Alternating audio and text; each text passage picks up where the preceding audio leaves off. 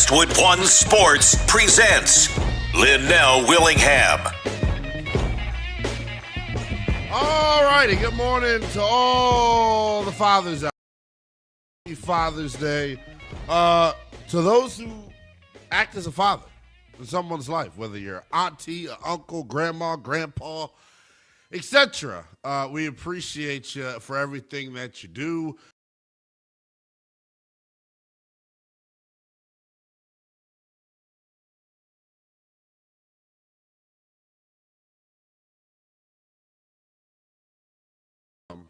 That you don't get traded by your family. Speaking of trades, that will be the theme of this morning's program as we have the latest on Giannis Antetokounmpo and his relationship with the Milwaukee Bucks. This is obviously something that we've talked about for a while now. It feels like this conversation, this ultimate move here in terms of Giannis being shipped elsewhere, it feels as if it's been inevitable.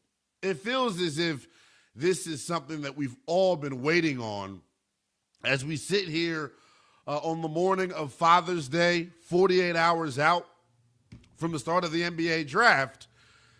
If I'm being honest, it doesn't feel like we have any more clarity on the Giannis Antetokounmpo situation. It doesn't.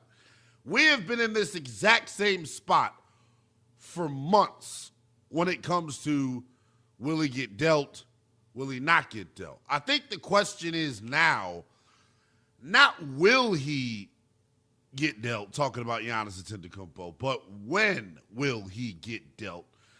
And if you all remember, Bucks owner Jimmy Haslam, a couple of weeks ago was pretty adamant about, this is a deal that we organizationally feel like needs to be completed and finished before the start of the NBA draft coming up on Tuesday. Now, there are two clear-cut suitors right now for Giannis Antetokounmpo and his services. Now, there have been a bunch of teams that are, been rumored to be interested over the course of this saga as it's played out over the past year and a half, 2 years. There have been several teams interested, but as we sit here on the morning of Father's Day, there are two clear leaders in the doghouse. Right now, I want to let you hear from ESPN NBA insider Bobby Marks. We'll hear from Bobby Marks as we roll throughout the program here this morning. We'll hear from Bobby Marks. We'll hear from Brian Windhorst. We'll hear from Bill Simmons. We'll hear from a bunch of different folks in terms of audio, getting an update on the situation when it comes to I'm working on it now. Give me that. One Giannis Antetokounmpo. This is probably the most talked about story of the NBA offseason, and will end up being the most highly anticipated move of the NBA offseason in terms of, hey, what is ultimately going to happen here? I think one thing is clear here. As we have these conversations about Giannis and his future, my biggest question at this point for him, can he still be the best player on a championship team? How does the general public currently view Giannis Antetokounmpo? That is my big, major, overarching question here when it comes to Giannis, because the bottom line is, since the Milwaukee Bucks won the title in, 2021, the Bucks haven't made it out of the first round of the playoffs since. And obviously, Giannis, unfortunately, guys, has been plagued by injury, and his availability or lack thereof in the postseason has directly led to the shortcomings of the Milwaukee Bucks. In every relationship in life, most of the time, unless it's family, right? And even at that point, this can happen. In most relationships, though, things just run its course. I don't think there's any bad blood between Giannis and the Bucks. I think he's very appreciative for what they did for him as a 17-year-old, drafting him, taking a chance on him, helping him develop into the star that he is today. getting a, franchise-altering contract that changes the wealth of Giannis's family for generations to come. There is a love and an affinity there for each other with both of these teams, with both of these parties, rather, when it comes to Giannis and the Bucks. Both parties, I think, wanted to make this work. But like I said, eventually, with relationships, things run its course. You all out there have an ex-girlfriend or boyfriend that you absolutely love and that you always hit up. And some of you out there got baby daddies that you always hit up on Father's Day. Some of you got baby mamas that you always hit up on Mother's Day. You just can't rip the Band-Aid off. That is where things stand to me when it comes to Giannis and the Milwaukee Bucks. Because throughout all of the reporting, you know what we've continued to hear in the background? There's no guarantee that this happens. But most NBA sources, most folks that are well connected within the association have a strong belief that, hey, this is probably going to go down here. The timeline of the NBA draft, I think, is fascinating. And if you are the Milwaukee Bucks here, I think it's very clear and obvious. You must get a deal done by Tuesday night. You have to, and here's why. If you're Milwaukee, you want to be able to capitalize and turn Giannis into win-now assets, into right-now assets, by way of the 2026 NBA draft. A draft where this lottery group is as talented of a lottery group as we've seen in over a decade. I think you can get a legit franchise-altering talent. Where do the Bucks pick? 10th overall? You can, and you own your own 10th pick. You can get a guy at 10 to me that comes in right away and is able to help you. The problem, though, that I think plagues Milwaukee is the problem that plagues every small market team when you move off of a talent as great as Giannis Antetokounmpo. The question is going to be, for Milwaukee, well, what do we do in the interim? Well, what do we do in the meantime and in between time while we're trying to rebuild this thing back up, while we're trying to get things, back on track, so to speak? Because there's going to be a rough period post-Giannis. There is going to be a rough patch post-Giannis where you're going to lose a bunch of games. Now, the hope is, and I think that's why the package matters so much for Milwaukee, the hope is you don't have to be in the doghouse forever, right? That's all going to, ultimately depend on what type of deal you get back. ESPN NBA capologist, insider, former NBA front office member as well. Bobby Marks had this to say about Giannis and his potential next destination. I'm still in the belief it's Miami, because when you look at Giannis, it's the superstar checklist of three things that Miami has here. It's the win-now player. When you look at a player like Tyler Hero, remember, you've got to get to $48 million in salary just to send out. Hero makes $33 million as an unexpiring contract. Then you look at young players like Khalil Ware and Jaime Jaquez, two players on rookie deals, and then it's the draft picks. Remember, Milwaukee's got the 10th pick in the draft. Miami's got the 13th pick in the draft. They can send two future picks in 30 and 32. They've got some swap rights here. So I do think Miami's got, right now, has the best package out there. But we've got to get some clarity here. So this is why this situation is a little frustrating to me. This package that's currently on the table from the Miami Heat has been on the table since the NBA's trade deadline back in February.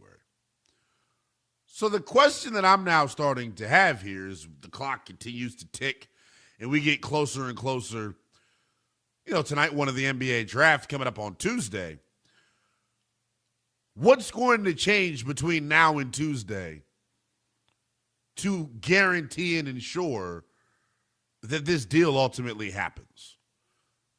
That's the big question that I currently have. What happens between now and Tuesday to push this over the finish line? Because if you ask me, it should have been happened. If you are Milwaukee, for the life of me, I don't understand. When are you going to rip the Band-Aid off? Is this going to be a situation where Giannis is forced to tip the scales? Is this going to be a situation where Giannis is forced to flex his muscle and force this through the finish line? Because at this point, I wonder what we're waiting on. Here is the deal that has been on the table from the Miami Heat.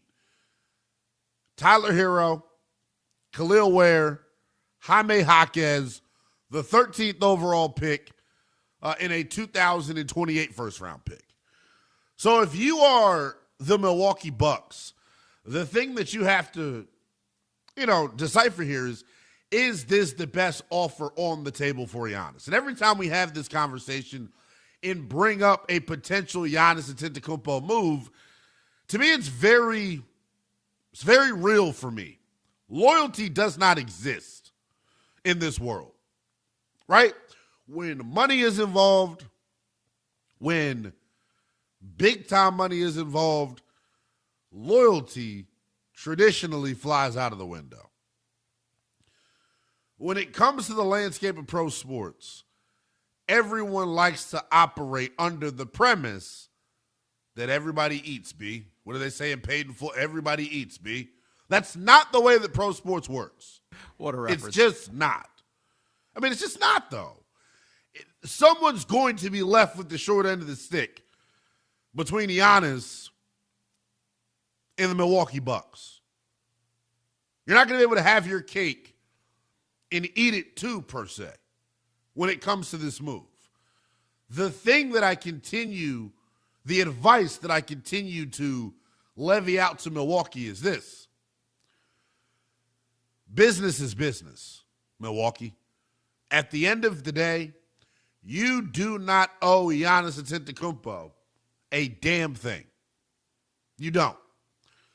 If you were Jimmy Haslam, if you were the decision makers in Milwaukee, if you were the brain trust with the Bucks, you have to send Giannis where you're going to get the best return.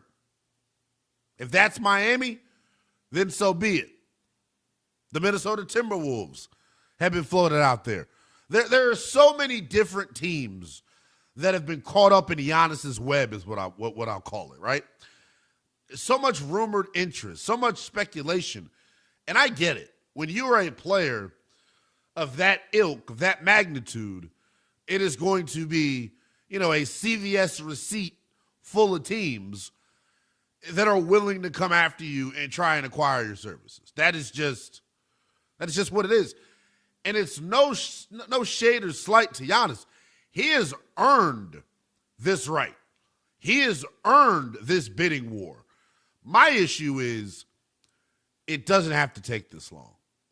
We all know, or at least we think we know, what the ultimate end result is. That is Giannis Antetokounmpo no longer being a member of the Milwaukee Bucks. The big question is now, how do we ultimately get there? When do we ultimately get there? That's the question here. Jimmy Haslam, the owner of the Bucks, said this right after the draft lottery had completed. We got to rip the Band-Aid off. We have to get something done. We would like to get something done by night one of the NBA draft. As we sit here about 48 hours away, if I'm being very open, honest, and transparent about it, it does not feel like we're any closer to a Giannis Antetokounmpo deal. And I'm telling you this, y'all know I have no cut cards. It's Father's Day. Even the pappies can get it out there. Look, Milwaukee, the people that are in power, if you do not complete this move before Tuesday night's draft, I don't see a scenario in which the Bucks can walk away potential winners. Now I see a scenario in which they can, because you're going to be able to, recoup current draft capital. The moment that you have to wait until 2027 to receive your entire return on your investment for Giannis, you're screwed. Not to mention, next year's lottery, next year's draft class pales in comparison to what you could potentially get coming up on Tuesday night. This is the draft lottery of all draft lotteries. I'm telling you. Remember in the National Football League back in 2024 when we had that tremendous quarterback class where 4 of them have already won postseason games, talking about Bo Nix and Jaden Daniels and Caleb Williams and Drake May. That is what I would compare this 2026 NBA draft lottery to. There is that much talent that's going to be on the board. And if you are Milwaukee here, the bottom line is you know what the offer is on the table from Miami. It's not getting any richer.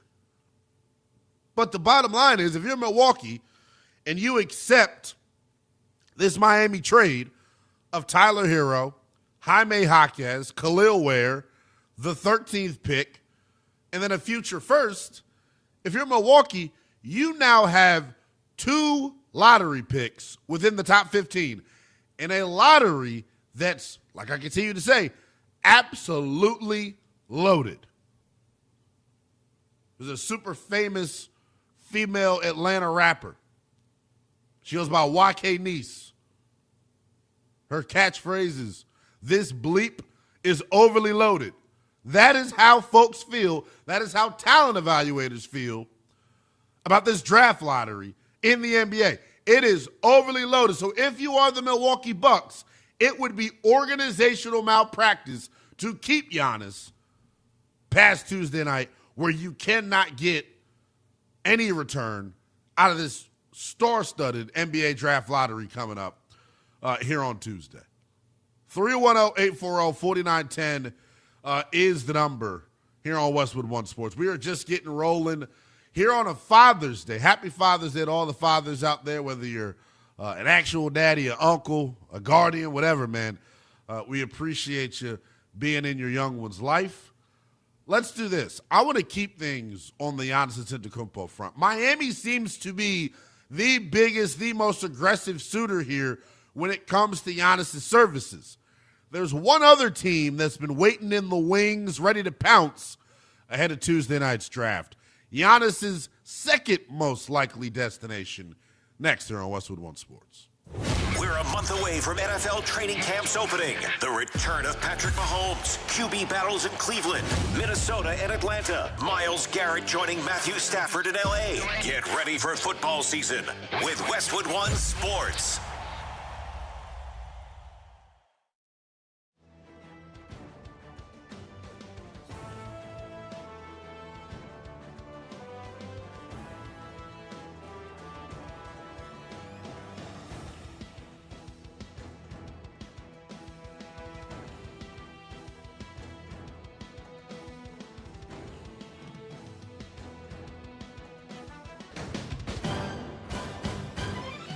At the tone, the broadcast will begin in 4 minutes, 30 seconds.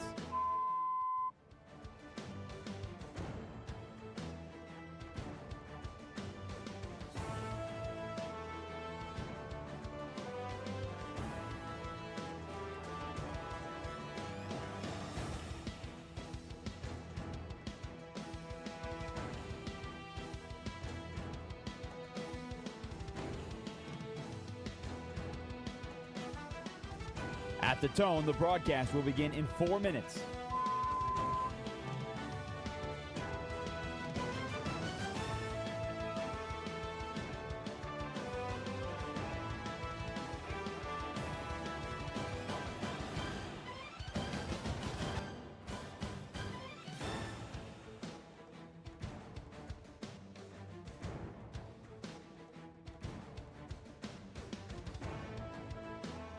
At the tone, the broadcast will begin in 3 minutes and 30 seconds.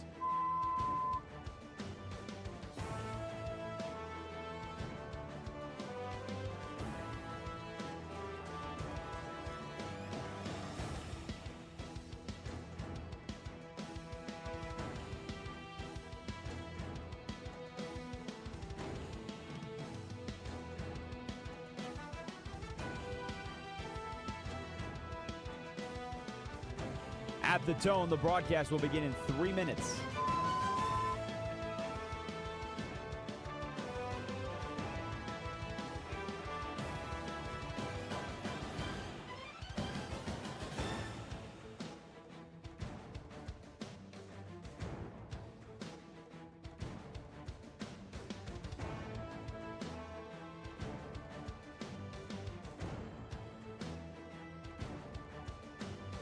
At the tone, the broadcast will begin in 2 minutes, 30 seconds.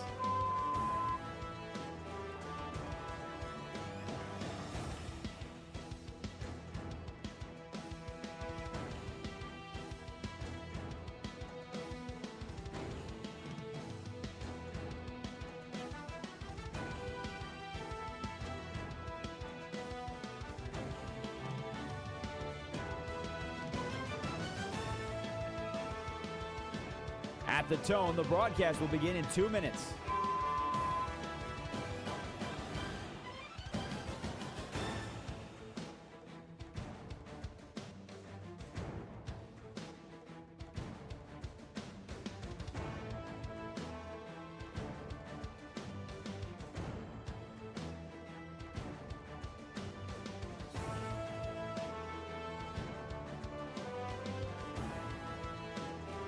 At the tone, the broadcast will begin in 1 minute, 30 seconds.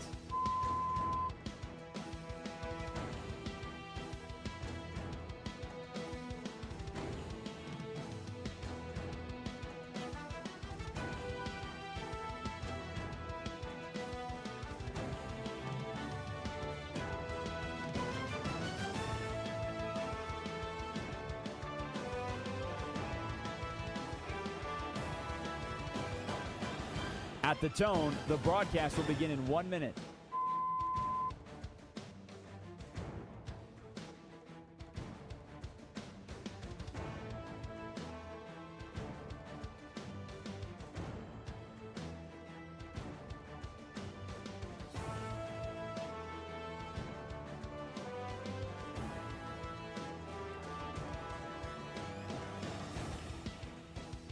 Stations, this is your final time check. At the tone, the broadcast will begin in 30 seconds.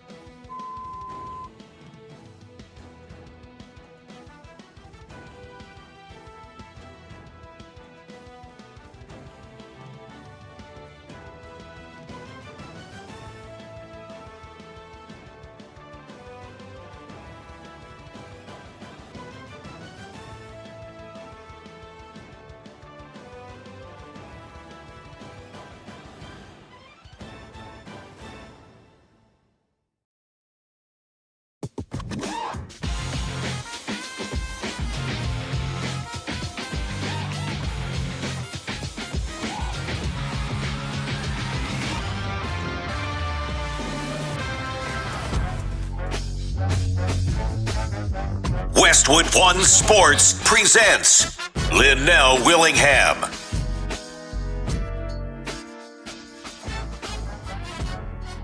You're the big voice guy, Lynnell Willingham, taking you coast to coast as we roll throughout a Sunday morning, a Father's Day Sunday morning. Happy Father's Day to all of the fathers out there. We appreciate you for all that you do. There is going to be one father on the move here, we think, in the coming days in the NBA. Giannis Antetokounmpo, father of three and star of the Milwaukee Bucks, is going to be on the move, we think, sooner rather than later. Bucks owner Jimmy Haslam, right after the NBA draft lottery, said that, the time is now. There is a sense of urgency when it comes to getting something done with Giannis Antetokounmpo by way of trade because, as I stated in the first segment, they want to get and recoup draft capital, right, that they can use this year. And when you think about the lottery in the NBA and the talent that there is throughout this lottery, if you're Milwaukee, you would be a fool, not to capitalize, not to get as many bites at the apple as possible when it comes to the 2026 NBA draft lottery. We know that the Miami Heat have been long touted as the most aggressive suitor, and some have called the Heat even the most likely destination for one Giannis Antetokounmpo. The trade on the floor right now for Giannis from Miami, Jaime Jaquez, Khalil Ware, Tyler Hero, the 13th overall pick, and a 2028 first-round pick, I believe is what it is. That's from Orlando. So if you're Milwaukee, this deal has been on the table for some time now. I continue to wonder why the hell the Bucks are waiting. What are they holding out for? What else could potentially be coming down the pipeline? Because for most of this process, Miami has been talked about as not just the primary suitor, but depending on who you ask, the only serious suitor when it comes to one Giannis Antetokounmpo. Well, late last week, we had another suitor enter the fold in terms of the pursuit of one Giannis Antetokounmpo. This very much surprised me. This is Bill Simmons and Zach Lowe on the Bill Simmons podcast. They had this to say about the second suitor for Giannis Antetokounmpo. I would definitely watch Boston potentially diving in, not just dipping their toe in, but diving in. I think they dove in. From what I heard, they made an offer in the past week, a couple of days before I mentioned on Thursday. I don't know what the offer was, and I don't know who's in it, but they are in. Hat was in the ring, which I was really surprised by, as I said on Thursday, because I thought they were sitting it out. And I don't know, do you think something changed? Do you think they looked at this from every angle, or that they realized, oh, that's it for the Miami offer? We can beat that? Like, what would have changed their mindset? Because I do not think they were in on Giannis at the beginning of the offseason. I don't think they were out. I just, the safest bet is always inertia, right? Like, the safest bet is we know that the nucleus we have works really well, and there's some degree of risk in shaking that up for a 31-year-old who's been injury prone, and we're going to have to sign him to a ginormous extension. That's a big pivot for a team that has a pretty large window now of being one of the best teams in the NBA when everyone's healthy. I was totally stunned to hear that reporting. Bill Simmons, who is, not a NBA insider or reporter, but he's very plugged in with the Boston sports scene and has a lot of folks within that organization that he speaks to. Bill Simmons is reporting that the Celtics made a very strong offer last week for one Giannis Antetokounmpo. So think about the question that we just asked. Well, why hasn't Milwaukee agreed to a deal yet with Miami when that seems to be the clear-cut best deal on the table? What we don't know is the details of the offer that was made from Boston. I do know this, and if you're listening out there in the Boston, Massachusetts region, you pay very close attention here. Everybody across the country, pay very close attention here. Damn it, if I had glasses, I'd aggressively take them off. This is frustrating to me. It is. It's like that one kid that we all know, right? Thank you. It's like this one kid that we all know, right? We've all had that friend growing up that is never happy with what his parents give him. Little Timmy's got an iPad for Christmas, not happy. Little Johnny's got a new bike for Christmas, not good enough. Little Johnny gets breakfast bought to him at school every morning by his parents, yet it's still not good enough, right? Little Johnny could have everything in the world, but Oscar's lunch is always going to intrigue him. Little Johnny gets a peanut butter and jelly made every morning, sliced down the middle, triangle cut, a bag of Ruffles, the best fruit snacks in the world. He's well nourished. His parents keep his head cut, yet he's always looking at how Oscar's parents treat him. Oscar gets to come to school with Subway. Oscar gets to come to school getting Taco Bell brought to him. Yet little Johnny all of a sudden, now that he's looking at what Oscar's got, now little Johnny all of a sudden isn't happy with the lunch that's being packed. That is how I look at these stupid-ass Boston Celtics. What the hell is wrong with you, Boston? You have a duo. Hell, take that back. You have the best young duo in the entire Eastern Conference. There is not a 1-2 punch. I don't care about Bodega Cat, meow, and Jalen Brunson. I can care less about it. The Boston Celtics duo of Jason Tatum and Jaylen Brown, when they are healthy, it's the best duo in the Eastern Conference. So to mortgage that, to jeopardize that for short-term Giannis, who has shown no ability to stay healthy in the NBA's second season as of recent, I think it's ludicrous. I do. If you are a Boston Celtics fan, the fact that Bill Simmons reported that, and look, yeah, this is where you got to really look at it for what it is. Bill Simmons doesn't open his mouth much on the Celtics from a reporting standpoint. Now, he's going to give you opinions all day long till he's blue in the face.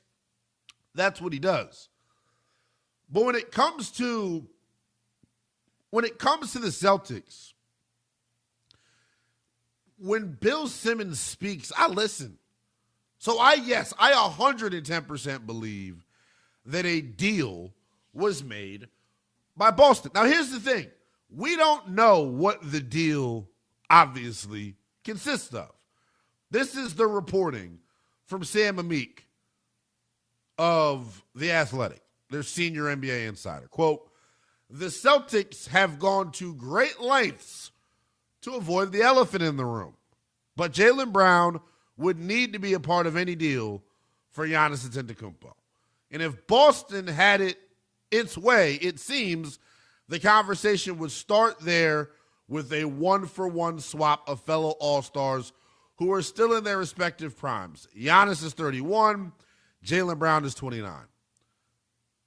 Lest anyone forget, Brown is coming off his best season yet, finishing 6th in the NBA's MVP voting. The fact that this has been reported by multiple credible folks within the association lets me know that this is real. I 110% believe that the Boston Celtics have dangled Jaylen Brown in exchange for Giannis Antetokounmpo. I am here to tell you that move may change the course of history for the Boston Celtics franchise. That move may put a cap, a limit on their championship window. And I know Giannis and Jaylen Brown are only 2 years apart. That's not the point. To me, adding Giannis, if you're Boston, sure, it makes sense for the short term. I just look at where you're going to be 5-6 years from now with Giannis versus where you'd be 5-6 years from now with Jaylen Brown. It's hard for me not to look at it that way. It really is. Here's the other thing. I always feel like whenever we hear, these rumors about the demise of the Celtics or a breakup of the Celtics between Brown and Tatum, it's hard for me to ever, buy into the validity of the story. Because it feels like something that's planted by Eastern Conference rivals who don't want to see this duo together. Why? Because they don't want to see Boston continue to be the most winningest team in the Eastern Conference over the past 6-7 years. Look at it. You look at the team that's got the most wins in the East over the past 6-7 years. It is Boston. They are routinely, consistently in that conversation. Here's the other piece. Brad Stevens and company, are you stuck on stupid? The duo brought you a championship, guys. The duo brought you a championship. You've reached the mountaintop with this group. You have hit the pinnacle with this group, yet you have let society influence how you should move forward. It's very, very frustrating. It's very, very frustrating. It's like back in, 2011, skinny jeans came onto the scene. And I was a thick, chunky defensive end that had no business wearing skinny jeans. But you know what I did? I let society influence the makeup of my roster, the makeup of my closet. Similarly, to how we're seeing the Boston Celtics do right now. I don't think it makes a whole lot of sense. And if you're the Boston Celtics, if you're a Celtics fan out there, I don't know how you possibly are okay with this. Jaylen Brown, 29, in his prime, coming off of the clear-cut best season as a pro. Yet the Boston Celtics are dangling him for a non-jump shooter in Giannis Antetokounmpo. I get the dominance of Giannis on the interior, but as I continue to reiterate here, not to sound old school, but you all feel I'm coming from with this, your best ability is availability. And to be quite frank, that has been the Achilles heel of Giannis Antetokounmpo over the past several seasons. The numbers are still there. Last year, he gave you 28, 10, and 5 on 62% shooting. Like, those numbers are crazy, but he played in 36 basketball games, guys. 36 games. It's not good enough. It's not good enough. Last year in the postseason, he played in 5 games. The year before that, played in just 3 games. So, to me, the last couple of years for Giannis have been plagued by injury. I think if you're Boston, if you make this move, clearly, right, there can't be any sort of question marks about the medicals. There can't be. It can't be the case. I just would have a hard time making the move based off of the medical history, man, based off of the track record. It simply isn't good. It's not. Now, is Giannis still amongst the top 5 players in the sport? For sure. But if you're Boston, why make and take this risk? This was supposed to be a down year for the Celtics this past year. See, what happens is, and I say this all the time if you pay attention here on Westwood One Sports, what do I always say about the NBA's postseason? More than any other postseason in pro sports, when you fail to meet expectations, there are usually sweeping consequences. Jaylen Brown's name being dangled in trade talks, I believe, is the byproduct of blowing a 3-1 lead to the Philadelphia 76ers. Something that is not talked about at all, really, when we talk about this NBA postseason. The Celtics blew a 3-1 lead. And when you do that, sucks to suck, doesn't it? 310-840-4910 is the number. 310-840-4910 is the number. The rumor is the Bucks don't like any offers currently on the table, according to reports. The question is, if you're a Bucks fan, which deal do you prefer? Do you prefer the package that Miami's offering, Jaime Jaquez, Tyler Hero, the 13th pick, Khalil Ware, and a future first-rounder? Or do you take the deal that's reportedly on the table from the Boston Celtics, which involves Jaylen Brown? 310-840-4910 is the number. ESPN NBA insider Brian Windhorst gave us an update on where things stand with Milwaukee and how close they are to getting a deal done. We'll let you hear from Windy next.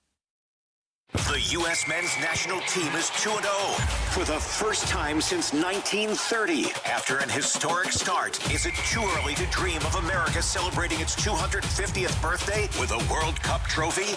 Westwood One Sports.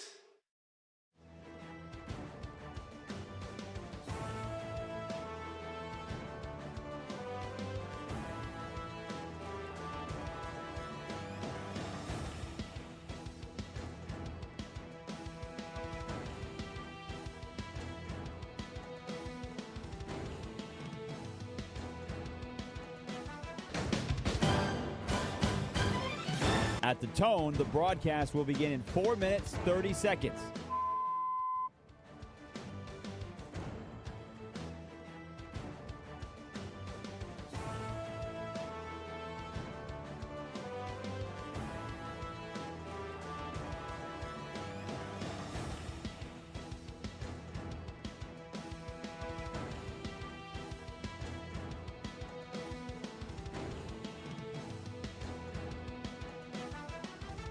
At the tone, the broadcast will begin in 4 minutes.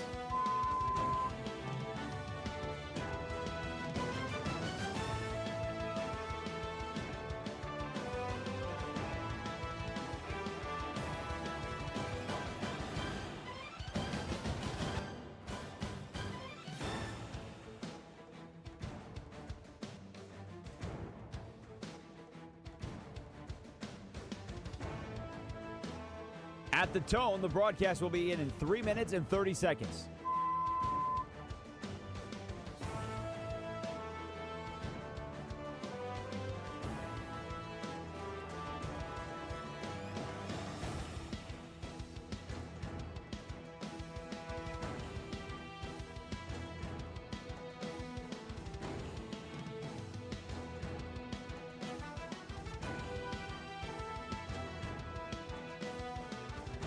At the tone, the broadcast will begin in 3 minutes.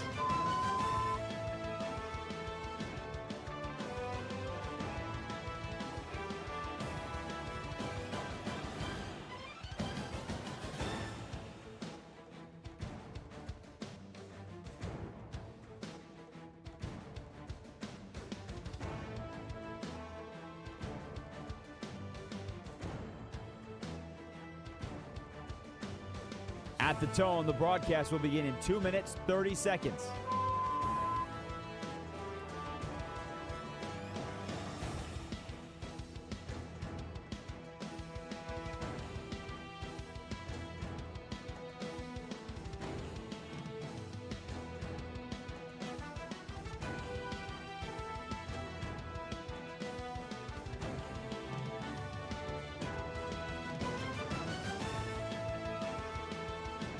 At the tone, the broadcast will begin in 2 minutes.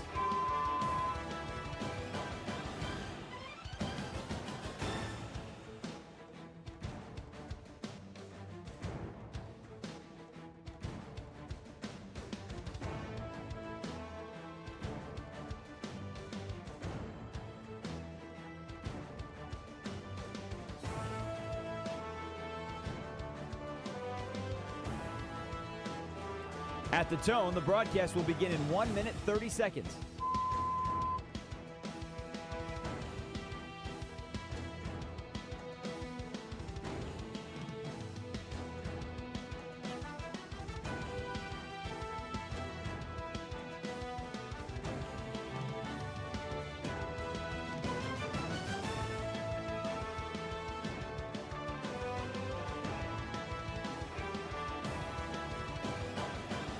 At the tone, the broadcast will begin in 1 minute.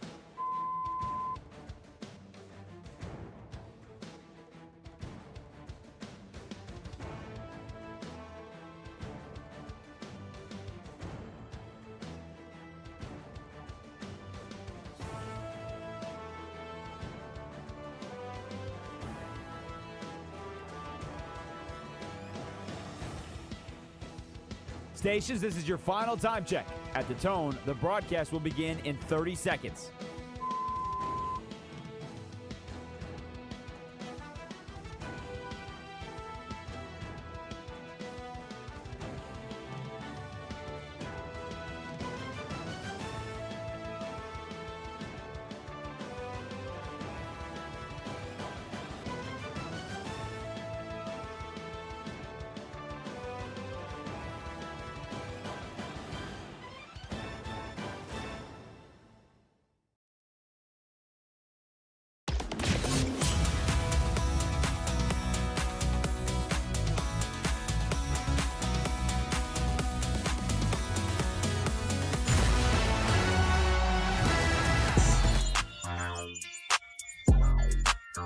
Westwood One Sports presents Lynnell Willingham.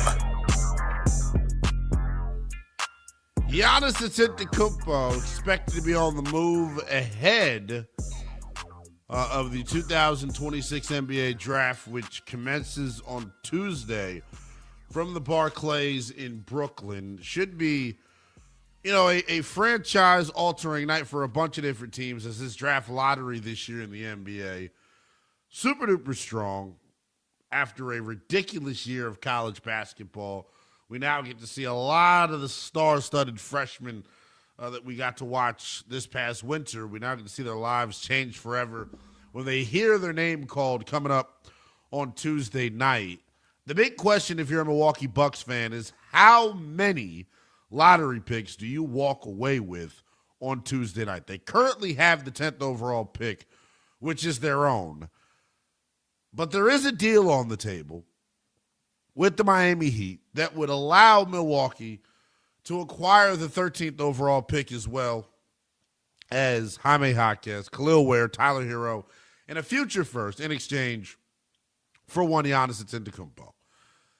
There is also another deal on the table, which we found out last segment, of how Bill Simmons reported and Sam Amick reported that the Celtics have made an offer for Giannis Antetokounmpo, and that offer does include all NBAer Jaylen Brown. I think the decision to break up Tatum and Brown would be organizational malpractice by the Boston Celtics. I see no logic in the move, and I think it's very short-sighted and lacks any sort of foresight, man. Like it's a stupid win-now move that I think the Celtics would ultimately regret years down the line. The power player here in this situation, though, is Giannis Antetokounmpo. At the end of the day, I see it I find it very difficult to believe that Giannis would go somewhere that Giannis doesn't want to go. This is where business and pleasure get mixed up here. I talked about it, earlier in the show. Milwaukee owes Giannis nothing. They don't. Giannis doesn't owe Milwaukee anything at this point either, but the chips are in, Milwaukee's bowl, so to speak, right? They hold all of the cards here. Giannis doesn't have to sign off on a deal. They just have to agree to terms with another team. It's the bottom line. But the thing that continues to make me scratch my head whenever we talk about this Giannis Antetokounmpo sweepstakes is the conversation has been going on. The first time we heard of this, I had a temp fade. I had an afro when this was first talked about. And life has changed significantly. Yet this move hasn't happened yet. Why? Well, ESPN NBA insider Brian Windhorst, he gave us a little bit of an update as to what could be taking so long and when we could expect a deal for Giannis to be complete. Far from what I am told, the Bucks have yet to receive an offer that they're willing to accept for Giannis Antetokounmpo, which is somewhat mirroring what happened at the trade deadline last February, Greeny, where they had the market open, didn't agree to a deal, and ended up keeping Giannis. And while there is this deadline of the draft, and I am told that they intend to try to trade him by the draft, I think it's possible there's some percentage chance that they don't find a deal that they like. Miami has been the team that's been most aggressive, I think, in trying to get him, but they've got 7 or 8 different pieces they could trade, none of them what I consider super premium, and I think the Bucks probably want all of them. So my question is, if you're Jimmy Haslam, if you're John Horst, what do you believe you're going to get? What do you believe is the best package for Giannis that you could possibly get? Because the more and more we think about this, there's not a whole lot of logic for why it's not done yet. Miami's offer's not changing. It's not. And quite frankly, that offer, despite what Brian Windhorst is saying, I think the Miami offer is super strong. Tyler Hero's a guy that is a win-now player. Tyler Hero's a guy that can score the basketball with the best of them. Never going to be the best player on a title team, but a good piece. Khalil Ware is one of the best two-way bigs already in the NBA. A lot of defensive upside, has the ability to step out and shoot the three. He's a guy that you would love to reset your front court with. Perfect. Jaime Jaquez, oversized wing that can play make. Love that. And then you get 2 first-round picks on top of it, man. You already are armed with the 10th pick, right? You're already armed with the 10th pick. Let's just say you acquire the 13th pick from Miami as well. Then what do you have the possibility to do? How about striking a trade? How about moving up potentially in this lottery if you are, the Milwaukee Bucks? I don't understand the benefit of dragging this out. I don't understand what they get out of this from dragging it out. The deals aren't getting better. Maybe it gives another team a last-second opportunity to come to the forefront and say, hey, ooh, pick me, I have an offer that you simply can't refuse. Maybe that is the case. I don't believe it to be so. Because at this point, I am assuming that everyone has shot their best shot, so to speak. Everyone has pushed their best offer to the middle of the table. The bottom line is, though, what Wendy alluded to there at the end is this could, go past the draft, but they want to get it done. I've said it all show here throughout the opening hour of the program. The Bucks must take the best offer on the table on or before draft night. They cannot let this drag on any further. There is no benefit of allowing this toxic, nasty relationship to continue to fester. Let me ask you a question. Nobody's a winner here. Because I agree with you. Let me ask you a question real quick. If Miami's offer is realistically the only one on the table, do you take it if you're Milwaukee? Because I don't know if there is a real offer, and that's probably why Giannis is still there. Because if you look at what Bill Simmons and Zach Lowe reporting, if it's Jaylen Brown that's involved in this deal for Giannis, I think it's a straight-up one-for-one because the contracts match. There might be like a late round, draft capital going to Milwaukee, but it's not going to be nearly as enticing as what Miami offers. I think Milwaukee's just waiting for someone in the West to jump in. Maybe the Spurs or the Thunder. I mean, that's unlikely, but they both got draft capital and young guys in order to do it. Do you think that the Bucks are either waiting for somebody in the West to jump on this, or do they just take the Miami offer? Because I don't think Boston's is real. I hope Boston's deal isn't real. For the sake of the folks in Beantown, some of which are very rude and nasty to people of color. Oh, yeah. For the folks that are in Beantown, you better hope and pray that this deal does not go through. Honestly. You mentioned the Western Conference. So I had a unique conversation last week with Law Murray of The Athletic, who has been all over this thing, covers the NBA, covers the Clippers. Financially speaking, the Oklahoma City Thunder cannot make a move. They're unable to make a move because they're a second apron team. When you're a second apron team in today's collective bargaining, you cannot aggregate multiple player salaries for one player salary, which I think is totally stupid, but that's the rules. So essentially, if you're Oklahoma City, you would have to move one Chet Holmgren, Jalen Williams, and then a combination with one of those two guys. You cannot combine multiple salaries to match one if you're a second apron team. It totally makes no sense to me. And I realized when I started talking about second aprons in the CBA, I realized, you know what? Things are clearly changing in the world of the NBA. The bottom line is, though, as we sit here on Father's Day, there is no deal in place for Giannis Antetokounmpo to get moved out of Milwaukee from the Bucks.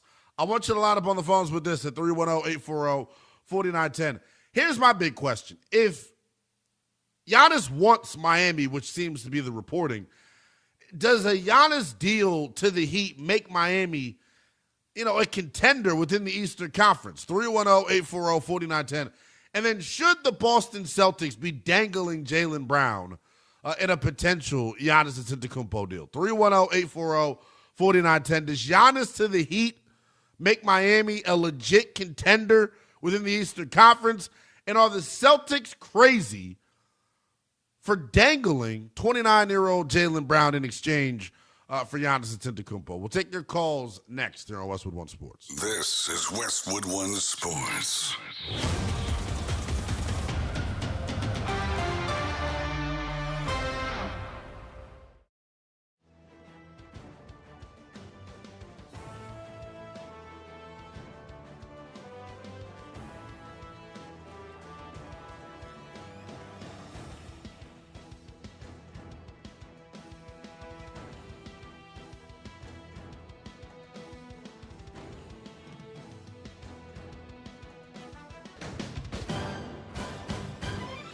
At the tone, the broadcast will begin in 4 minutes, 30 seconds.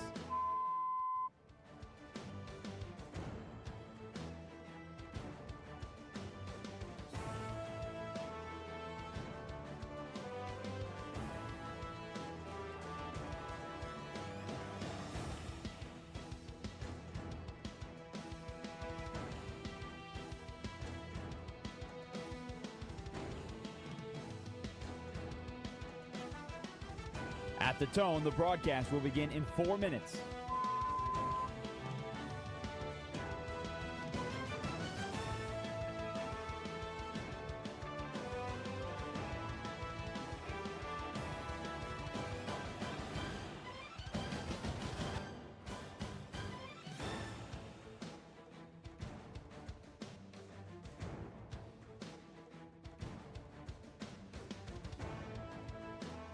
At the tone, the broadcast will begin in 3 minutes and 30 seconds.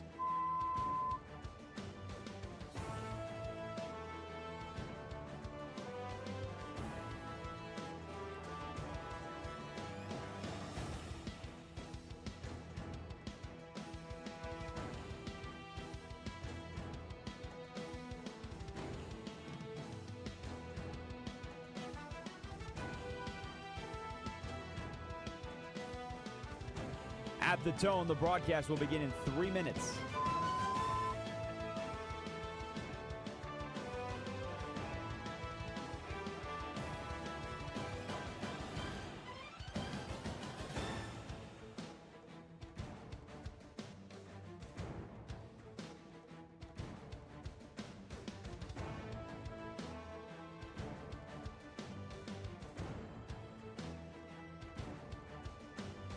At the tone, the broadcast will begin in 2 minutes, 30 seconds.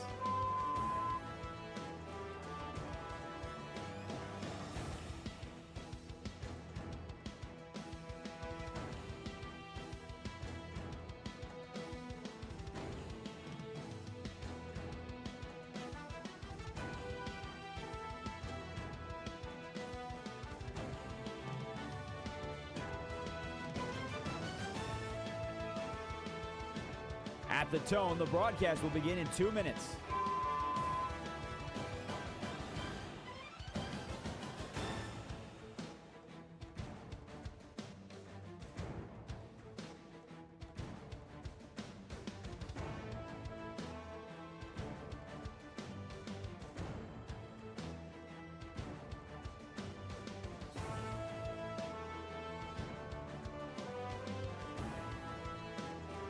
At the tone, the broadcast will begin in 1 minute, 30 seconds.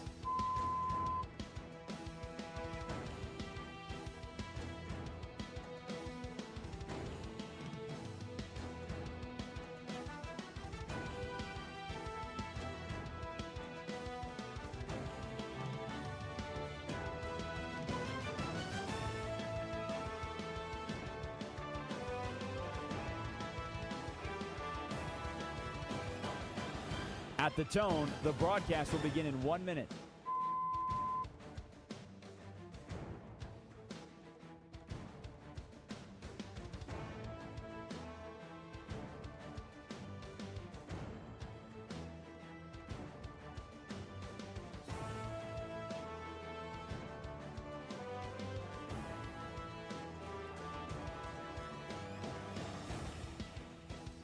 Stations, this is your final time check. At the tone, the broadcast will begin in 30 seconds.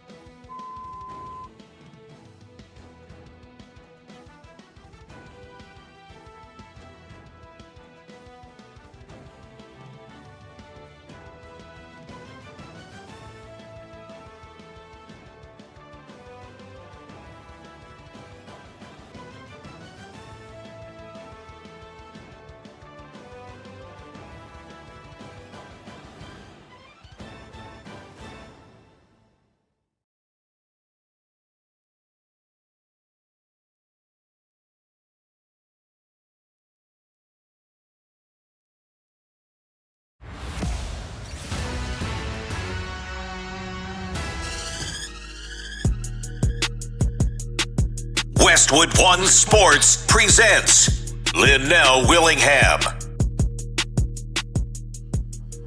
Happy Father's Day to all the fathers out there across the globe as we take you coast to coast here on Sunday Morning Sports with the youngest in charge, Lynnell Willingham. Number to hit us up on the talking text line, 310-840-4910 is the number. Question is this, two-parter for you.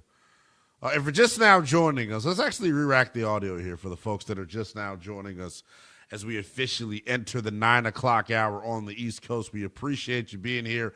However you choose to do so, you can check us out on one of our over 300-plus affiliates out there nationwide. You can stream us on YouTube. Just search Westwood One Sports Night. We're also streaming live on X as well.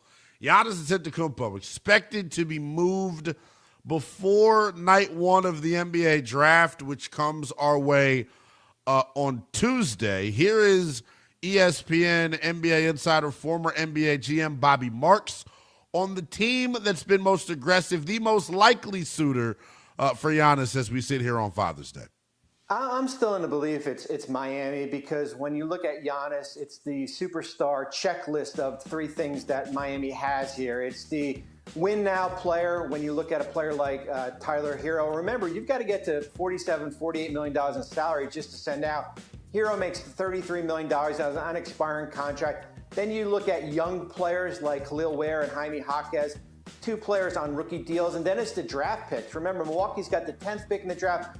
Miami's got the 13th pick in the draft. They can send two future picks in 30 and 32. They've got some swap rights here. So I do think Miami's got right now has the best package out there. But we've got to get some clarity here. So Miami clearly is in the driver's seat here based off of the package that they've put together. For a long time, if we're being honest, it felt like Miami was really the only suitor. And then we got some concrete reporting last week from Bill Simmons and Zach Lowe of The Ringer. It was also corroborated by Sam Amick of The Athletic, who gave us the second most aggressive suitor for Giannis Antetokounmpo. I would definitely watch Boston potentially diving in, not just dipping their toe in, but diving in. I think they dove in. From what I heard, they made an offer in the past week, a couple of days before I mentioned on Thursday. I don't know what the offer was, and I don't know who's in it, but they are in. Hat was in the ring, which I was really surprised by, as I said on Thursday, because I thought they were sitting it out. And I don't know. Do you think something changed? Do you think they looked at this from every angle, or that they realized, oh, that's it for the Miami offer? We can beat that. Like, what would have changed their mindset? Because I do not think they were in on Giannis at the beginning of the offseason. I don't think they were out. The safest bet is always inertia, right? Like, the safest bet is we know that the nucleus we have works really well, and there's some degree of risk in shaking that up for a 31-year-old who's been injury prone, and we're going to have to sign him to a ginormous extension. That's a big pivot for a team that has a pretty large window now of being one of the best teams in the NBA when everyone's healthy. That's the piece of this that just doesn't make a whole lot of sense. So I believe Giannis will be eligible for a 4-year, $275 million extension. It would then put him at 35 when that extension is complete. When you look at the force and gravity in which Giannis plays with, probably not a guy that's going to age into that contract well. Enough of me, though. I want to hear from you on the phones. 310-840-4910 is the number. Two-parter for you as we discuss Giannis's next destination here on Father's Day. Two-parter for you. Does Giannis to Miami make the Heat a serious contender within the Eastern Conference? And then two, are the Celtics crazy? That's the best way that I could put it, guys. Are the Celtics crazy for dangling Jaylen Brown in a potential Giannis deal? 310-840-4910. Alan is in Atlanta wanting to check in. What's going on, Alan? Hey, Mr. Willingham. Good morning, sir. Appreciate you, man. What's going on, buddy? I'm in total agreement with you. Number one, I don't think Giannis would make Miami a serious contender. Number two, I agree with you. I think the Celtics would be crazy for getting rid of Jaylen Brown for Giannis. And now I'm going to give you the reason why I say this. I say this because Giannis has been hurt almost every year lately. He's been injured quite a bit. And I think Giannis is stock is going down as far as a basketball player. And Jaylen Brown's stock is still on the rise. Like you said, he was number 6 in the MVP voting. And he's got a chance. He's still getting better. And I think Giannis is not getting better anymore. I think Giannis is going down. He's declining. and Jaylen Brown is going up. So Boston would be crazy to get rid of that boy because he got more. He got more to give. He got more to give, and Giannis don't. And I just wanted to tell you, Mr. Willingham. Yeah. I've been listening to you, man, since you started out with Doc Walker and Chris Russell and them guys, right? Okay. And at first I said, I don't like this guy, right? And then after listening to you, right? And I said, oh, man, this dude, right, thanks to Doc Walker and Chris Russell, right, Oh, man, they put you you're on the taking map, them, man. huh? That is incredible that you giving them all the credit. I appreciate the kind words, man. Enjoy Father's Day. Happy Father's Day to you if you are a father out there. 310-840-4910 is the number. So it feels like the consensus belief right now is that, Boston moving on from Jaylen Brown doesn't make a whole lot of sense.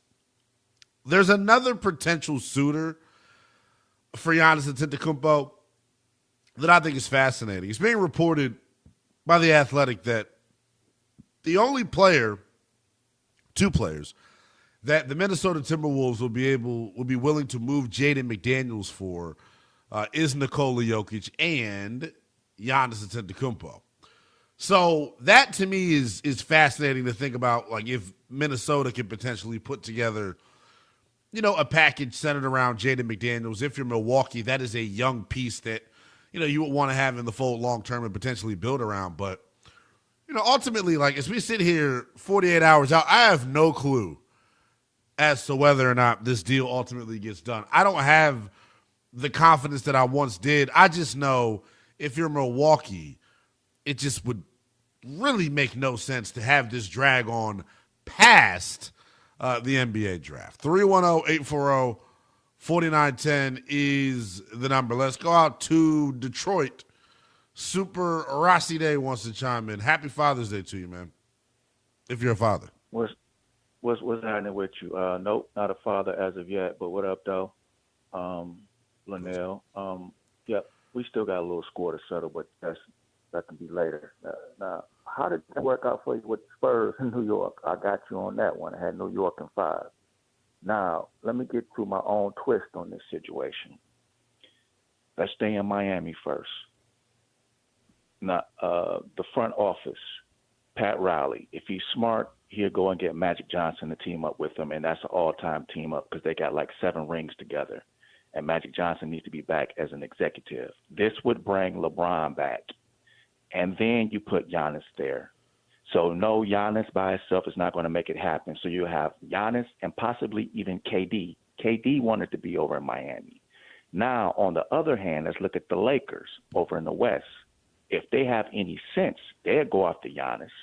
And then LeBron would speak up and say, we need KD as well. So we're talking about winning now. This year rings for KD, LeBron, and Giannis Antetokounmpo. So, again, staying with Miami, no, he cannot do it by himself. He's going to need KD and LeBron, which could happen, again, if Pat Riley had any sense and he brings in Magic Johnson as well to make this happen. So you have an ultimate dynamic duo in the front office, and you will have these additional players to help Giannis as well to get that ring. And bringing back LeBron, he's kind of unhappy with the Lakers because they're acting like they're cuckoo for Cocoa Puffs over there. They're acting like they don't know what to do to get him the right pieces. So if he goes over to Miami with KD and Giannis, it'd be magic, so to speak. Now, as far as Boston, they would be stupid not to try to anybody would be stupid not to try to get Giannis. He's a game changer. And Jaylen Brown for sure. But Jaylen Brown's also half the player. He's only half the player of Giannis. If Giannis is fresh and good and coming off the bench and ready, because if he's injury prone now, he can come off the bench and be ready for the playoffs. And if he does that and it's playoff time, bro, his upside is way more potent. So that's where you lost me. I appreciate the call. There's just no shot. There's no shot that LeBron, Kevin Durant, Giannis, and South Beach. Where I do think he has a point is this. it's a lateral move from a basketball standpoint. But what it does do, if you're Giannis, if you've built friends around this league, where is it easier to recruit to? Miami or Milwaukee? That's where I think the last caller has a point in terms of the Miami Heat. The recruiting to Miami is way easier than recruiting somebody to Milwaukee. I just don't see it, though, man. I don't. I don't know what – there was a Heat fan that called in earlier this week and was like, you know what, man, I think you're totally sleeping on Miami's ability to contend with Giannis, and here's why. Him playing next to Bam Adebayo, two switchable bigs. You'd have the best defensive front court in the NBA. You've got Davion Mitchell as your on-ball point of attack defender. You've got Andrew Wiggins at the three, making you even more switchable. I thought about that. So here's what I'll say. While I don't believe Giannis makes Miami a contender, obviously he makes them a better basketball team. Obviously, they would be a postseason team. The question is, how do they fill out the rest of the roster? You need shooting on a team like that. Giannis, Bam Adebayo, and no shooting would get you right back in the play-in, or the Miami Heat Invitational, as we like to call it. That has just been the reality of the situation here. I just don't know if it makes sense from Milwaukee's standpoint to even engage in the Jaylen Brown deal. You bring in Jaylen Brown, he's 29. He's on a supermax contract that just kicked in. So, what's the difference between having Jaylen Brown and Giannis? You know what I'm saying? Two, while super talented all-NBA, MVP caliber type of cats, they're way late in their prime or right in the midst of their prime, and they're on massive inflated contracts. I don't see the need to do that if you're Milwaukee. So if they trade for the Miami package, Tyler Hero, his contract is an expiring deal, which gives you the financial flexibility that maybe you're looking for. But here's the other piece. We're talking about a small market team like Milwaukee. What does financial flexibility do for a small market team like Milwaukee? Who the hell is signing in Milwaukee on a free agent contract? It's just, it's just not likely that would happen. So I don't know. This is where it kind of sucks to be a small market team, man. But they got everything out of Giannis that they could. They got a title, and they made it work. I just wonder where Milwaukee as an organization goes from here. Their best bet, I'm telling you, just take the Miami package. You have the 10th pick. You got the 13th overall pick. You got Khalil Ware. You got Jaime Jaquez. I'm talking about Jaime Jaquez like he's a real legit difference maker, but he's a young piece that's got great positional size, developing player. All that's great. Miami's got to hit on the 2 draft picks. Or excuse me, Milwaukee, rather, has to hit on the 2 draft picks. If this deal does go through, and it feels like this is the front runner, unless Minnesota really comes to the table with an offer on the table of Jaden McDaniels and Naz Reid and Terrence Shannon. If they come to the table with that deal, maybe it entices Milwaukee. I just look and say, if you're the Bucks, I want the draft capital. I want the young, controllable contracts. I want the ability to potentially draft my next Giannis Antetokounmpo. Where was Giannis drafted? 13th overall, 17th overall? If you're Milwaukee, man, take another bite at the apple here. You got 2 of them. 310-840-4910 is the number. Are the Celtics crazy for dangling Jaylen Brown in a potential Giannis deal? And then does the Miami deal make them, or does the Giannis deal going to Miami, would that make the Heat a legitimate contender within the Eastern Conference? Mike is in Chicago wanting to check in. Mike, good morning. Morning. I was actually raised a Celtic fan. Went to the old Boston Garden many a time. My choice was studying at UConn or go up to watch the Sunday doubleheader. Basketball first and hockey at 7. So, I would doubt seriously if the Celtics would even go that direction. As far as the city of Milwaukee, I go up there almost every Friday for date night, and the people up there can't wait to see Giannis come. You have date night in Milwaukee? Yes. I could get to Milwaukee in an hour. I live 38 miles from the city. It takes 2 hours. Ah, to get to okay. Chicago. So I didn't realize how close Milwaukee and Chicago was.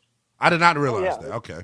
Yeah, it's literally, it's no, when you put it this way, you can get to a city in an hour, and it takes 2 to go the other direction. You know, you go north. You know, you don't go south. So, as far as the actual Giannis getting out of there, I think the best way is ship him out west. The Clippers need to bury Kawhi Leonard because of that false, corporation being bought and circumventing the salary cap. And the best way for the Clipper owner to get out of there is get Leonard out of the Clipper land. There's no chance, and I appreciate the call, brother. There's no shot that Steve Ballmer moves Kawhi Leonard. Kawhi Leonard's in Teflon, man. Kawhi Leonard is the Clippers organization. Where LA is fascinating is the fact that they have the 5th overall pick. That is where the Clippers are really unique from this sense. So the consensus number 5 guy in the draft, most people look at it and say it's Darius Acuff, the guard out of Arkansas. And I expect him to come in and be a bona fide 20-point per game scorer right off the rip.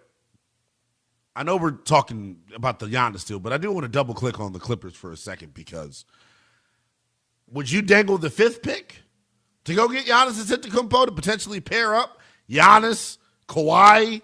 You'd have to make the salaries work to do that. I think you get off of probably Darius Garland. You've got the John Collins expiring deal. I think the Clippers are fascinating. I know they've got that punishment coming down the pipeline from Adam Silver, and I do expect that punishment to be stiff and severe. He's going to make an example out of them. But from a basketball standpoint, it's crazy, guys. Kawhi Leonard's coming off the best year of his career as a pro. In year what? 12? 13 for Kawhi? So I think the Clippers are a fascinating, offseason story. They do have the 5th overall pick in the draft. I'm curious. Them and the Dallas Mavericks are probably the 2 teams out west that I think the draft is most important to in terms of, getting this bad boy right. And this is crazy, by the way. This was year 15 for Kawhi, or year 14 for Kawhi. And he had the best year of his career. 310-840-4910 is the number. Let's go to Billy in Toronto quickly before we hit the break. What's up, Billy? How you doing? Yeah, hey, Lynnell. Yeah, very simply put, not a chance in the world am I trading the Boston player for Giannis. Listen, to me, Giannis is what was. I'm not trading for a guy that's injured and a guy that's doesn't play a lot of games anymore or gets hurt. I mean, loved him in the past, but like I say, he's what was. I'll tell you a couple of teams to be wary of, and I've mentioned this to you before. One is Dallas. Masai Ujiri's over there now, and they have a really keen friendship, being both born in Africa. And I'll tell you again, the Raptors. Don't be surprised. We've been rumored to have him. Maybe not in your guys' shows in the States, but in Toronto it was always he's coming here because of Masai. But that was because of Masai, though. Yeah.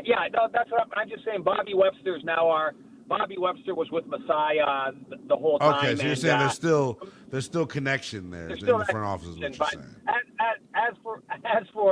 As for just the player himself, 5 years ago I would have wanted this guy, but God bless whoever takes him, and I hope he resurrects his career because he was one of the good ones, but I don't see it anymore, and I would never make that trade if I was Boston.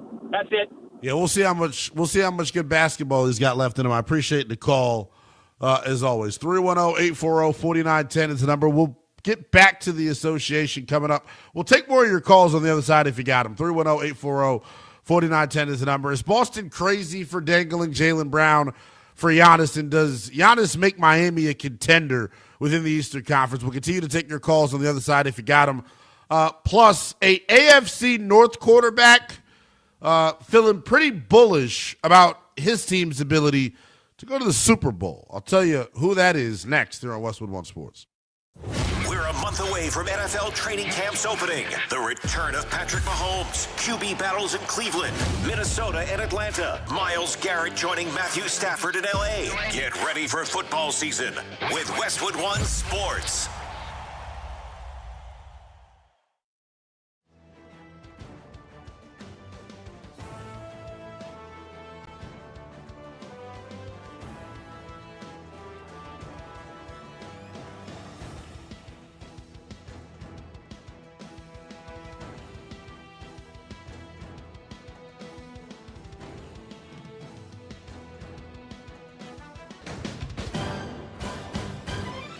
At the tone, the broadcast will begin in 4 minutes, 30 seconds.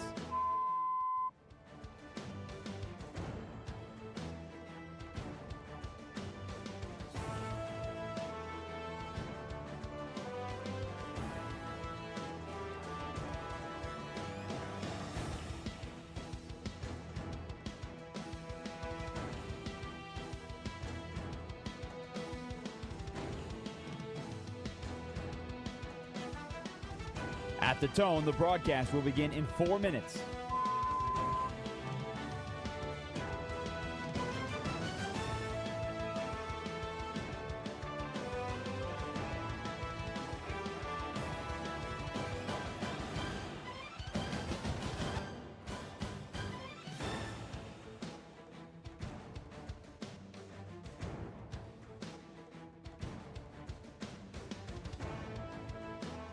At the tone, the broadcast will begin in 3 minutes and 30 seconds.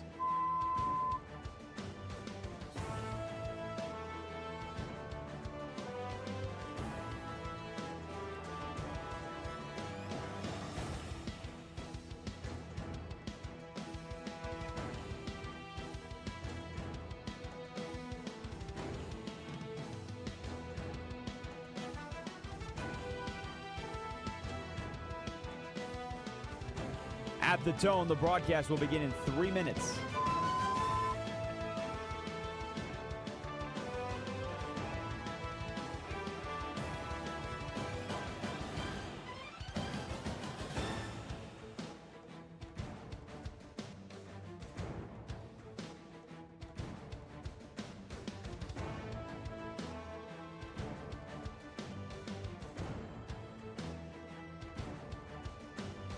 At the tone, the broadcast will begin in 2 minutes, 30 seconds.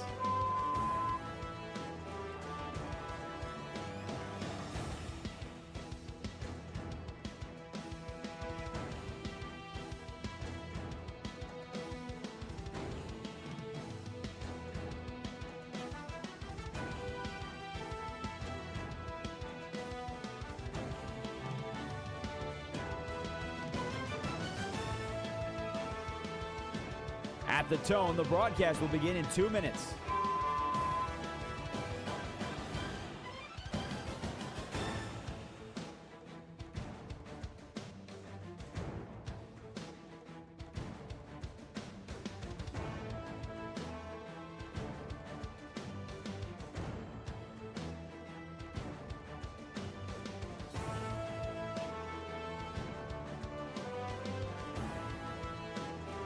At the tone, the broadcast will begin in 1 minute, 30 seconds.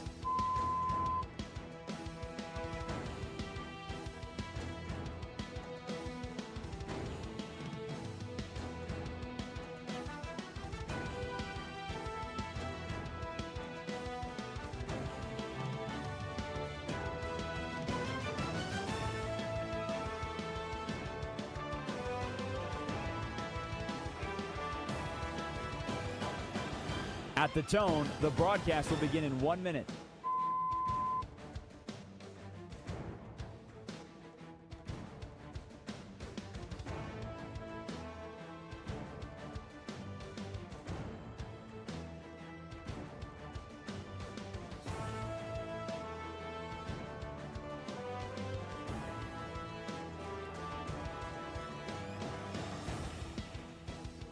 Stations, this is your final time check. At the tone, the broadcast will begin in 30 seconds.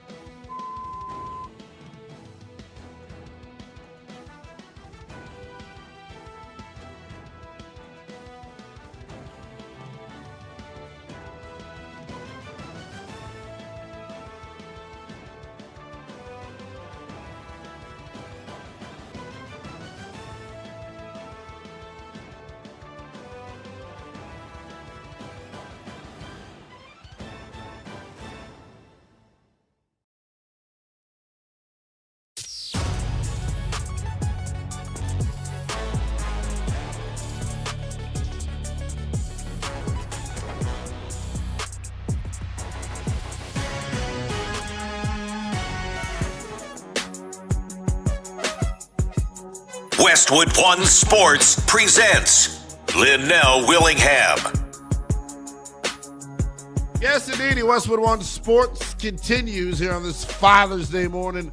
Happy Father's Day to all the fathers out there across the globe. Appreciate you for all you do, man. A lot more to get to as we continue to get you up to 11 a.m. Eastern time. We'll continue to take your calls on whether or not Giannis makes Miami a contender in the East and whether or not the Celtics are crazy for dangling Jaylen Brown. We'll continue to get those calls, man. 310-840-4910 is the number on that. Jermaine is in South Carolina wanting to check in. Jermaine, good morning. Good morning, man. How are you today? I'm good, brother. Appreciate you chiming in. Good, man. Yes, sir. I love your show. I've recently chimed into your show. I start listening every weekend morning, too, man. You're really good at what you do. Hey, I appreciate you, dude. Definitely, man. But I'll just be really quick. I'll hit both sides. So the Jaylen Brown and Giannis thing. So I just think really strongly if you were able to switch both players, same rosters, Brown on Milwaukee, Giannis on Boston this entire time, Brown would have no championships whatsoever. Giannis may have maybe two, right? For sure. Now, and I heard the last caller and other people talking about the future of Giannis. I mean, we can go there too. Yeah. If Giannis gets on Boston, and if Brown goes to Milwaukee, the championships would still be 0 for Milwaukee, and maybe 1, maybe more for Boston. I'm not sure. It's a tough league, but I just don't think they're even players at all. And I think for Miami, I don't think Giannis alone would kind of take them there. That last caller about bringing KD and LeBron, like you said, probably would not happen. It's a pipe dream. Yeah, definitely. But with a few maybe key role players, maybe better than they did in Milwaukee, I think Giannis has already proven he can take a team of, he doesn't need much, right? Like LeBron did early on, and Jaylen Brown just couldn't do that. And I think he's a great player. Jaylen Brown's a great player, but Jaylen Brown wouldn't be able to do that. So that's all I wanted to say. Jermaine, appreciate you as always, my man. Enjoy the rest of your weekend, pal. 310-840-4910 is the number. Let's put a bow on the NBA conversation here for a second until we reach the final hour of the program here. NFL offseason has officially broke for the summer. Most teams wrapped up their mandatory minicamp this past week. We now won't see them back on the gridiron until July when training camps open up. And I always say this, right? And as a Commander fan, I've had to get used to this, and I've had to practice this, more often than I maybe have wanted to throughout the course of my life. This is the point in the NFL offseason where everybody's got optimism. This is the point in the offseason where every fan base should feel like, you know what? We've got a real shot to do the damn thing. Every fan base should feel that way right now as we sit here on Father's Day. Draft is done. Free agency is done. You've gotten your whistle wet by getting OTA and minicamp content on social media. Every fan base should be super optimistic right now. We know the fan bases are optimistic. I'll tell you the one entity that's probably a little bit more optimistic than the fans, the players and coaches within those buildings, man. I think everybody out there within every building across the NFL right now, more than any point of the entire season, will feel like, hey, we've got a legitimate shot to do the damn thing. Some teams feel that way for good reason. Other teams are straight up tripping. Joe Burrow, quarterback of the Cincinnati Bengals, feeling pretty damn bullish about the 2026 Cincinnati Bengals. He had this to say about his 26 Bengals team. I hope so. I think that's great. Put pressure on guys. I love it. I thrive in it. We'll find out who else does. I know that we have the kind of people that want to be in that spot. I want everybody talking about the Bengals. I want everybody talking about what I'm saying in my press conferences. Is he You go back and watch what I said before 2019 season at LSU. I feel very similarly about this team. I'm so excited to get started and get moving, and I wish we would ramp this right into training camp so we can continue to improve, because I feel like there's so much greatness that we're going to be able to achieve this year. I'm just excited to get going. So, kind of buried the lead there. Joe Burrow compared the 2026 Bengals to the 2019 LSU Tigers, a team that some people refer to as the best college football team of all time. So it is a very lofty comparison, is what I would say, from one Joey Cartier Beans Burrow, as I like to call him. Well, Joe's known for keeping a good pair of Cardis, so that's why we call him that. Look, some people may think Joe Burrow's off his rocker. Some people may think he's just doing off-season hype speak. I look at the 2026 Cincinnati Bengals as a legitimate title contender within the landscape of the AFC. There are few teams that did a better job addressing their major weaknesses throughout the course of the offseason. I think Cincinnati, what they did, revamping their front seven the way that they did, bringing in Boye Mafe from the champion Seattle Seahawks, bringing in Jonathan Allen, bringing in, Cassius Howell off of the edge, trading for Dexter Lawrence. The Bengals' big Achilles heel a season ago, clearly, right, was their inability to get off of the football field on third down. Their inability, quite frankly, to just stop anybody, period, on the defensive side of the football. If Cincy can be a top half of the NFL defense in terms of opponent, points per game allowed, if Cincy could just be within the top half, man, they're going to be a legitimate Super Bowl contender within the AFC. Last year, the Bengals were 30th in the NFL in terms of points per game allowed. 30th. That's not going to cut it.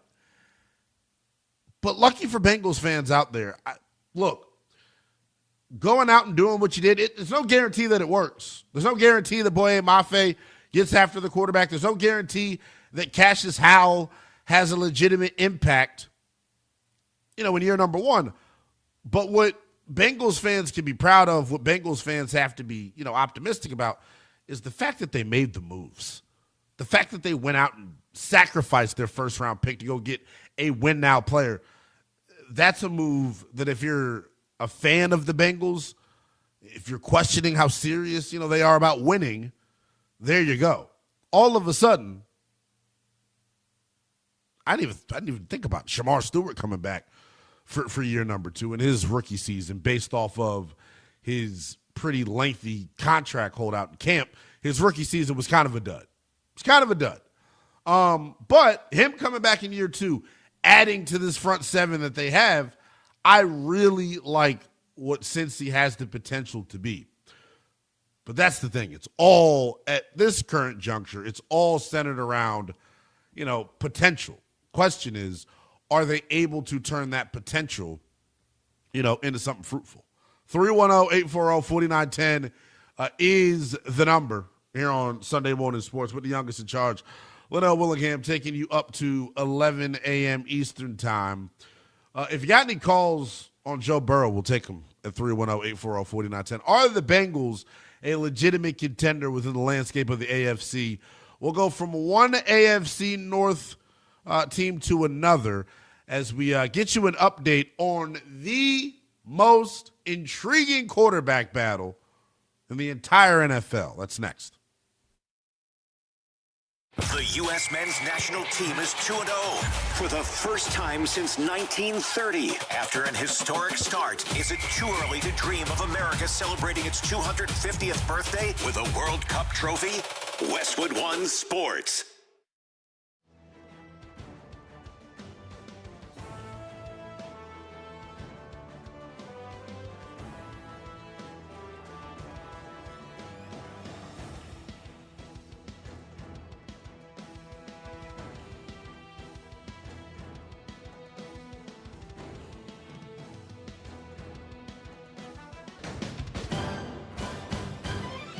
At the tone, the broadcast will begin in 4 minutes, 30 seconds.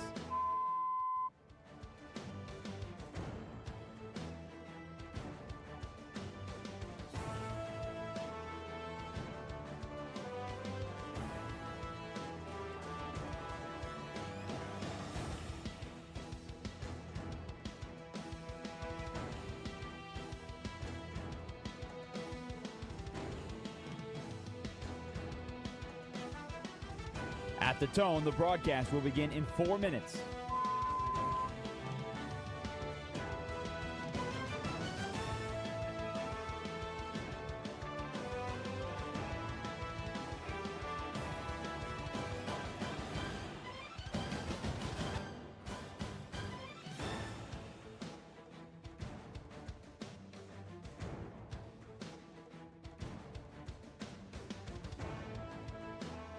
At the tone, the broadcast will begin in 3 minutes and 30 seconds.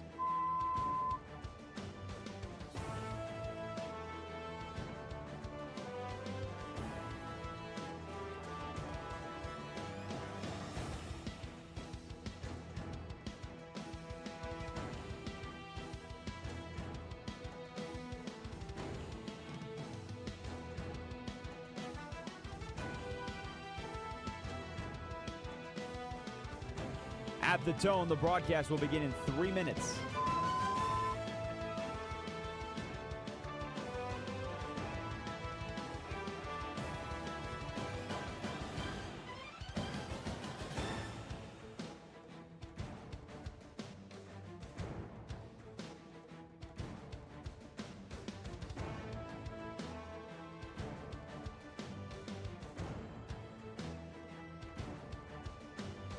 At the tone, the broadcast will begin in 2 minutes, 30 seconds.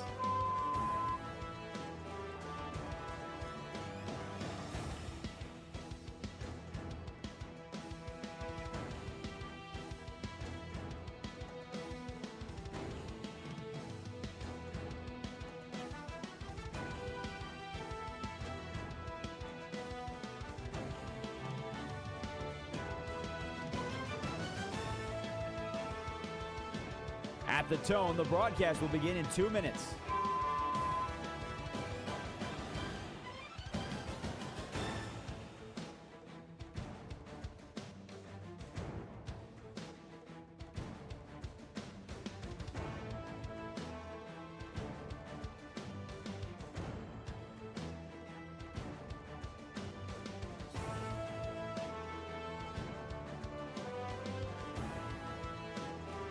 At the tone, the broadcast will begin in 1 minute, 30 seconds.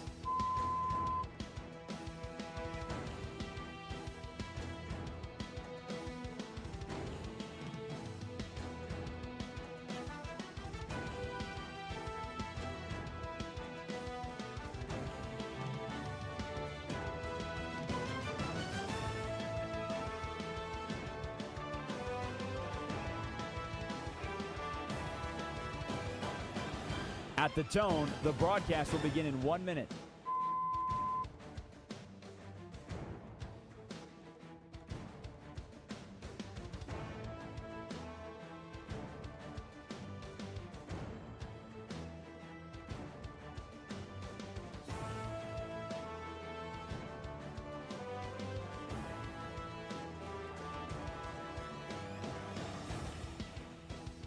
Stations, this is your final time check. At the tone, the broadcast will begin in 30 seconds.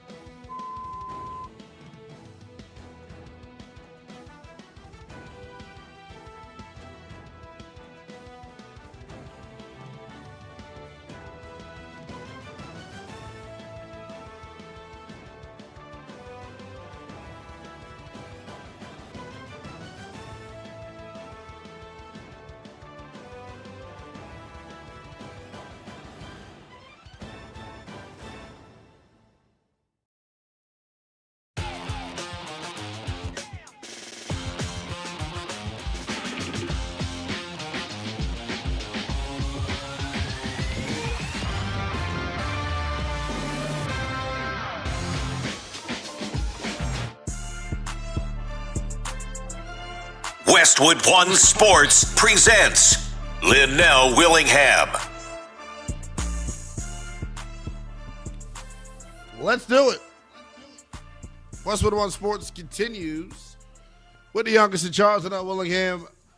Special shout out from our Westwood One Sports family to yours. Happy Father's Day to all of the folks out there that are playing the role of father in someone's life. I've never gotten the chance to do this on any of my programs because I'm normally not on Father's Day for whatever reason. It's just been weird. I've worked every holiday every year since I've entered the sports media fray. But I've never worked on Father's Day, so I never get the chance to shout out to fathers in my life. So shout out to my tremendous Uncle Steven, my grandfather John. I will see those guys later today and get the chance to catch up with them and brag about how much sports knowledge I have based off of none of their help. Who's on the grill? It won't be I. I'll tell you that. I was say because that's who holds the power. Whoever's on the grill holds the power. Like Father's Day, I grill. Well, if that's the case. Also. If that's the case, then we don't give that much credit. Is what I would say to whoever's on the grill.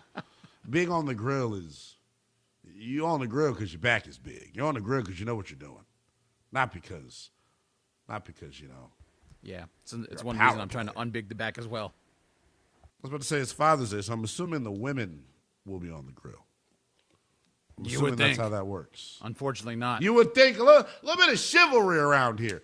Coming up in about 18 minutes, there has been a groundbreaking change in the fast food power rankings across the country. We will get to that news in exactly 17 minutes. Right now, though, our guy Rob in Connecticut wants to chime in on the Joe Burrow comparison that he made, comparing the 26 Bengals to the 19 LSU Tigers. Rob, good morning, my friend. Happy Father's Day to you if you are Hey, yes, I am a father. Thank you very much. Yeah, I'm a father and a grandfather of two. Well, there you go, pal. Happy Father's Day to everybody else out there. Yeah, even before you brought up the whole Joe Burrow and Cincinnati Bengals, I've been thinking about it and what they did as far as picking up some of those core pieces. Being a Texas A&M fan, Cassius Howell. You know about Texas. You know about Cassius Howell, huh? I loved Cassius. I thought Cassius's size was the major reason he dropped. Yeah, exactly. But he's a beast. He's a beast, So, but I mean, as far as Cincinnati, they're definitely got to be making a statement in that North Division. It's going to come down to the Ravens and Cincinnati at the top. I know it's still early, but if those pieces that they put together come together, and especially that offensive line protecting Joe Burrow, I think they're going to do some wonderful things in the NFL this year. I hate to say it because I'm a Bills fan, but Cincinnati's going to be scary. At least again. You're honest, Rob. Look, Rob. It means you got character and integrity, pal. Hey, I just love the game of football, man. I recognize, just like you're the realest of the real, So there we go, brother. Cincinnati's going to be scary. You. I hope they are, man, for everyone's sake. I think the league is better when our top quarterbacks are playing in the postseason. It feels like we've been void of a Joe Burrow playoff game for far too long. Rob, I appreciate you, as always, my friend. 310-840-4910. We go from one AFC North quarterback to another. ESPN NFL insider Jeremy Fowler gave us an update on what I consider to be the most intriguing quarterback competition of the offseason, and that resides out in Cleveland. Laura, this is a true heated battle, and this one's only going to heat up in training camp. As was told to me, Deshaun Watson went into the spring as the clear favorite, and that Shedeur Sanders has bridged the gap at least somewhat. I still believe Deshaun Watson's in a good position. I'm told he was moving like a major athlete again, coming off those Achilles tears. He's moving well. He's fluid. Looks like the athlete of old to most extent, but Shedeur was decisive. I was told that he's got a presence about him that the new coaching staff noticed that they might have underestimated a little bit. So I expect this to go into preseason games. You're going to see multiple weeks of this in Berea, those two going at it.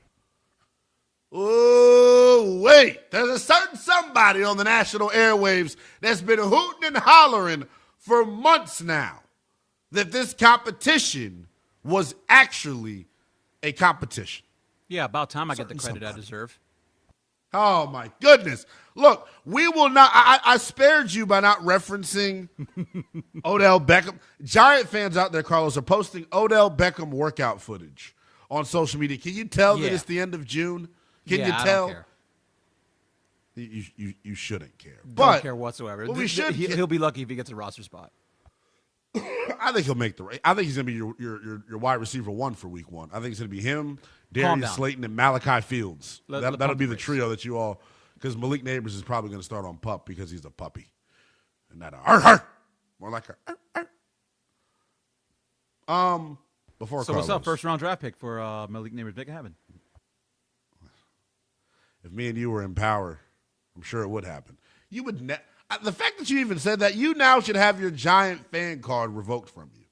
Oh no! I just wanted to see how strong your hamstrings were if you were going to walk that back. You talking ish on my guy Malik Neighbors, brother. Don't talk down to the neighbors. I'll give one first, two first, three redfish, bluefish, goldfish.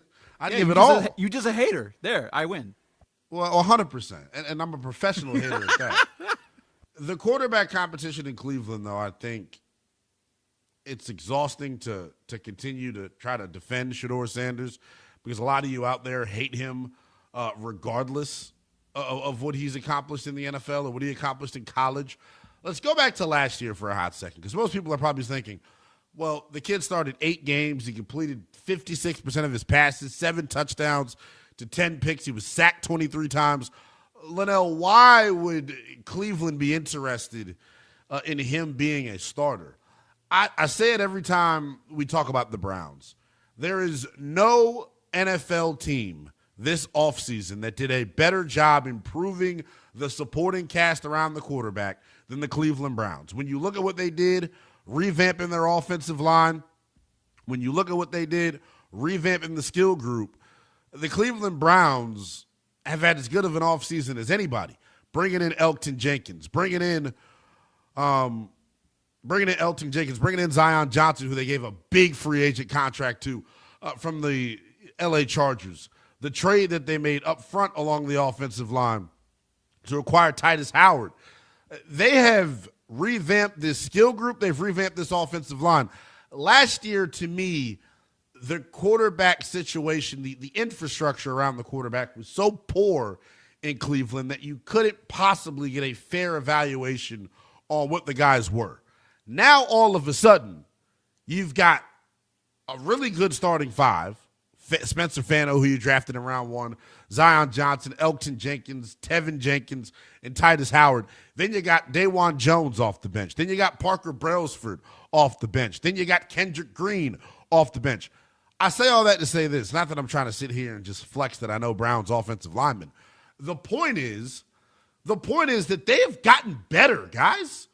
Without a shadow of a doubt, they have gotten marketably better. So this year, in Cleveland with the Browns, I expect to see the version of Shedeur Sanders that I saw for 2 consecutive seasons at the University of Colorado. What did he do in Colorado, Lynnell? I don't know. Just be one of the best quarterbacks in all of college football. My thing is this when it comes to the Shedeur Sanders conversation. I don't know how anyone can look at Shedeur's body of work in his 2 years in Boulder and look at that guy and say, yeah, he's not a franchise quarterback. From the deep ball accuracy to the ball placement, from the ability to hang in the pocket and take hits on the chin, Shedeur is everything you want in a franchise quarterback. I just think the last name has harmed him. Here's where I won't give Shedeur credit and where I will be critical of Shedeur. The games that he played with the media last year, doing like the whole miming bit, pretending like you can't talk, grow the hell up. That's the stuff to me that I can't tolerate with Shedeur. But everything else from a football standpoint, everybody you talk to, all the reports coming out of that building is that Shedeur handles himself properly. Why do you think Shedeur is in this competition right now? Why do you think Shedeur is making this competition a tough decision for Todd Monken and company? Because he's handling his damn business. That's it.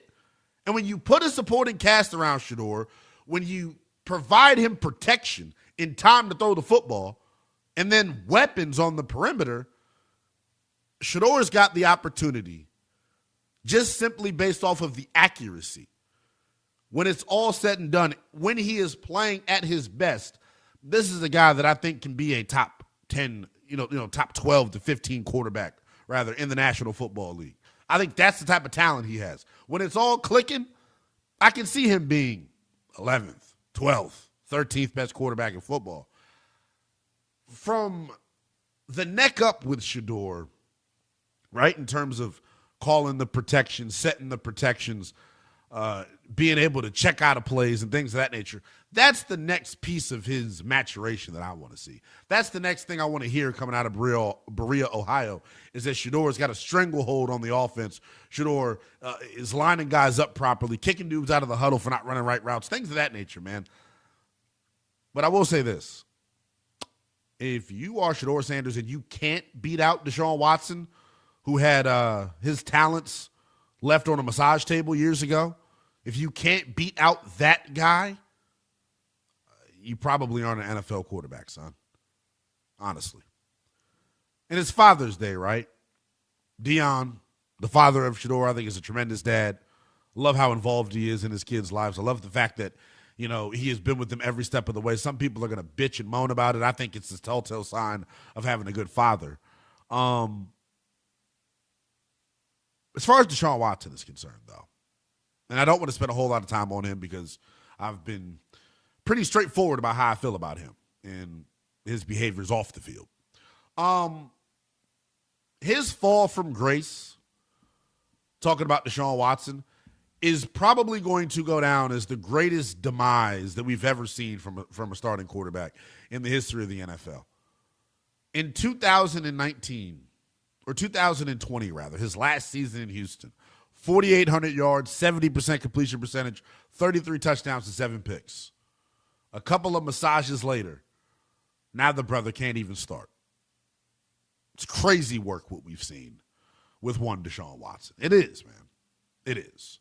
But I'm a believer in the big man upstairs, my Lord and Savior Jesus Christ. And when you do not treat the world right, when you do not do right by people, bad things ultimately happen to you. So on this Father's Day, as you all are doing things for the dads in your lives, remember, being a good person doesn't cost a damn thing. 310-840-4910 is the number here on Westwood One Sports. Final hour of power coming right at you here on this Father's Day Sunday. We're going to get back into the association. We opened up the show talking about Giannis Antetokounmpo and his potential next destination. When we come back, an update on the King, LeBron James, next. This is Westwood One Sports.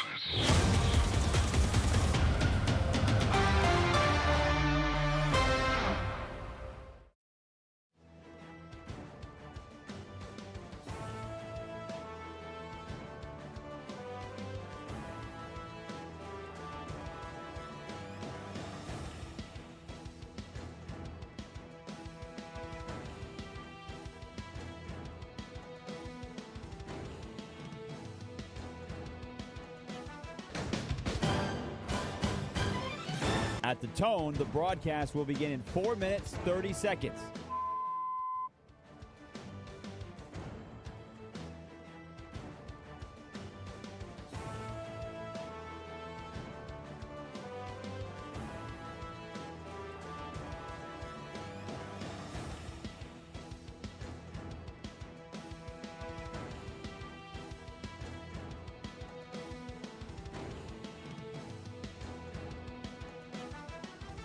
At the tone, the broadcast will begin in 4 minutes.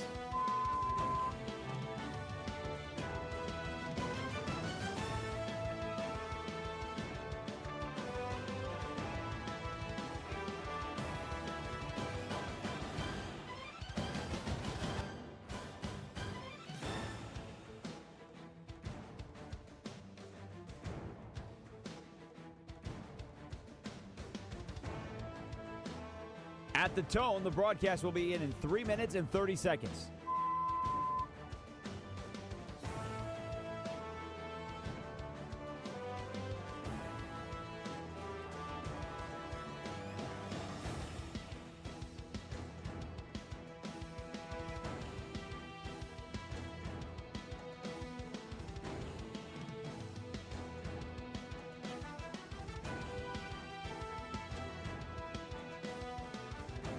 At the tone, the broadcast will begin in 3 minutes.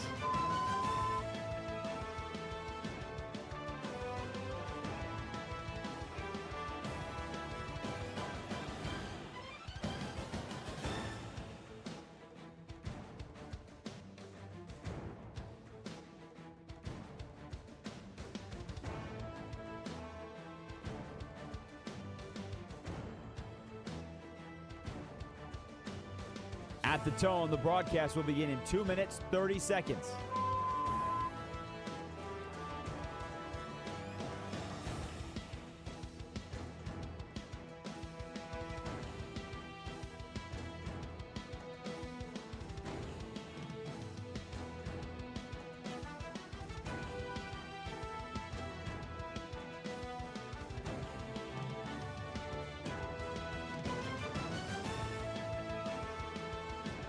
At the tone, the broadcast will begin in 2 minutes.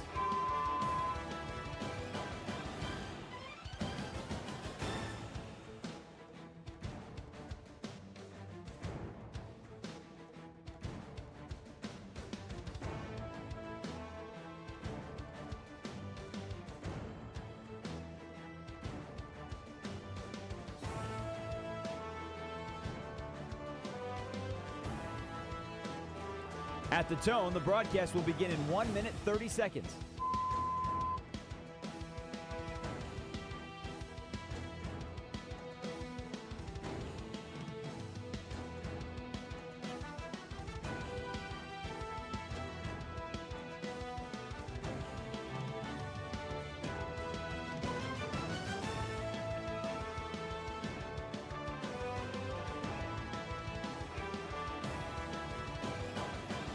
At the tone, the broadcast will begin in 1 minute.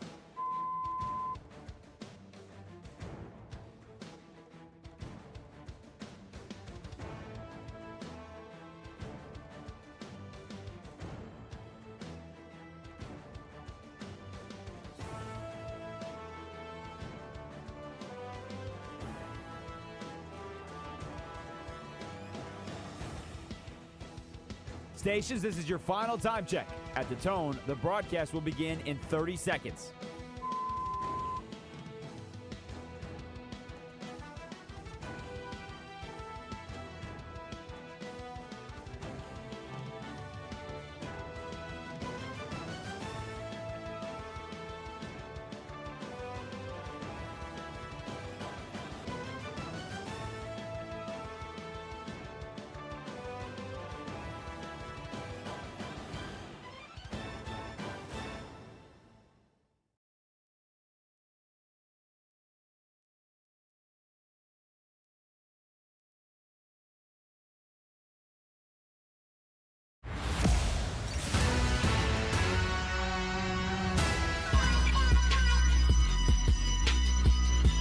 Westwood One Sports presents Lynnell Willingham. Final hour of power as we continue to take you coast to coast. Happy Father's Day to all the fathers out there, no matter what type of father you are, whether your uncle playing father or your grandfather playing father, doing the fatherly duty. Very much appreciated by you. A couple of more fathers we'll talk about in the world of sports before we get out of here, including probably the best dad in all of pro sports. Can I say that? Is that going too far with it? I think that there's one elite father in all of pro sports. The best daddy in all of sports, I think, is LeBron James. I do. His son's in the NBA.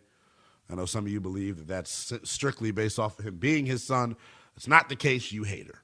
LeBron, though, to me is the best dad in pro sports. And I think LeBron is a A+ human being. I think a lot of the criticism that he gets is strictly personal and never really about the basketball itself.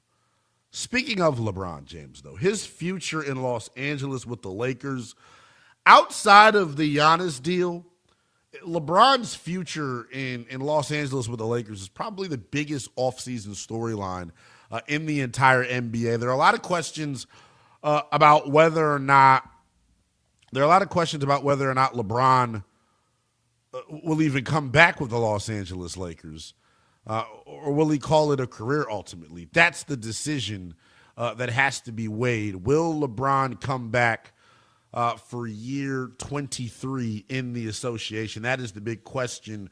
We got an update on the status of one LeBron James from Dave McMenamin of ESPN. He had this to say about LeBron's future in the NBA and with the Lakers. Speaking to sources throughout the league, the sentiment is that the Lakers are the leaders in the clubhouse if he decides to play. So then if he's coming back to the Lakers, what does the dollar figure look like? He made $53 million last season. The max the Lakers could offer him is 3 years, $182 million. Nobody thinks the Lakers will offer anywhere close to that. But let's say there's an offer in the $20 to $30 million range. What can the rest of the Lakers roster look like? That's what the Lakers need to figure out over the next couple of weeks before free agency officially opens. I want to talk about this from a basketball standpoint before we get a little bit more light here on the program. From a basketball standpoint, I said it going into the postseason. The team that I thought was hurt the most by not being healthy. Isn't that like a hell of a phrase I just said? The team that was hurt the most by not being healthy. You pick up what I'm putting down there. Was the Los Angeles Lakers, man. Them not having Luka and Austin Reeves at their disposal cost them a crucial opportunity, stripped them of a pivotal opportunity to see what they really have. During the regular season, for about a month and a half stretch, you saw LeBron James take a back seat and become the third option behind Luka Doncic and Austin Reeves.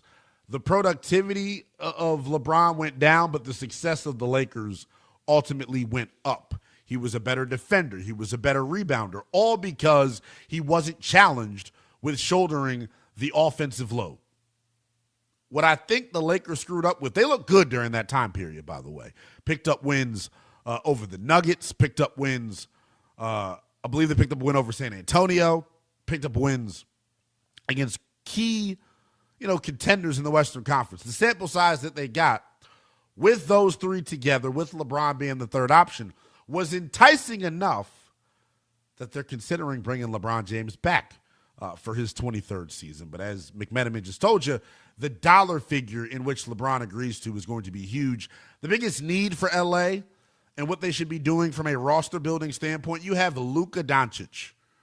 You need an elite rim running big. That is what he has had throughout the entirety of his career. DeAndre Ayton and Jackson Hayes, probably the softest, worst 1-2 punch in the NBA at the center spot. Not even close.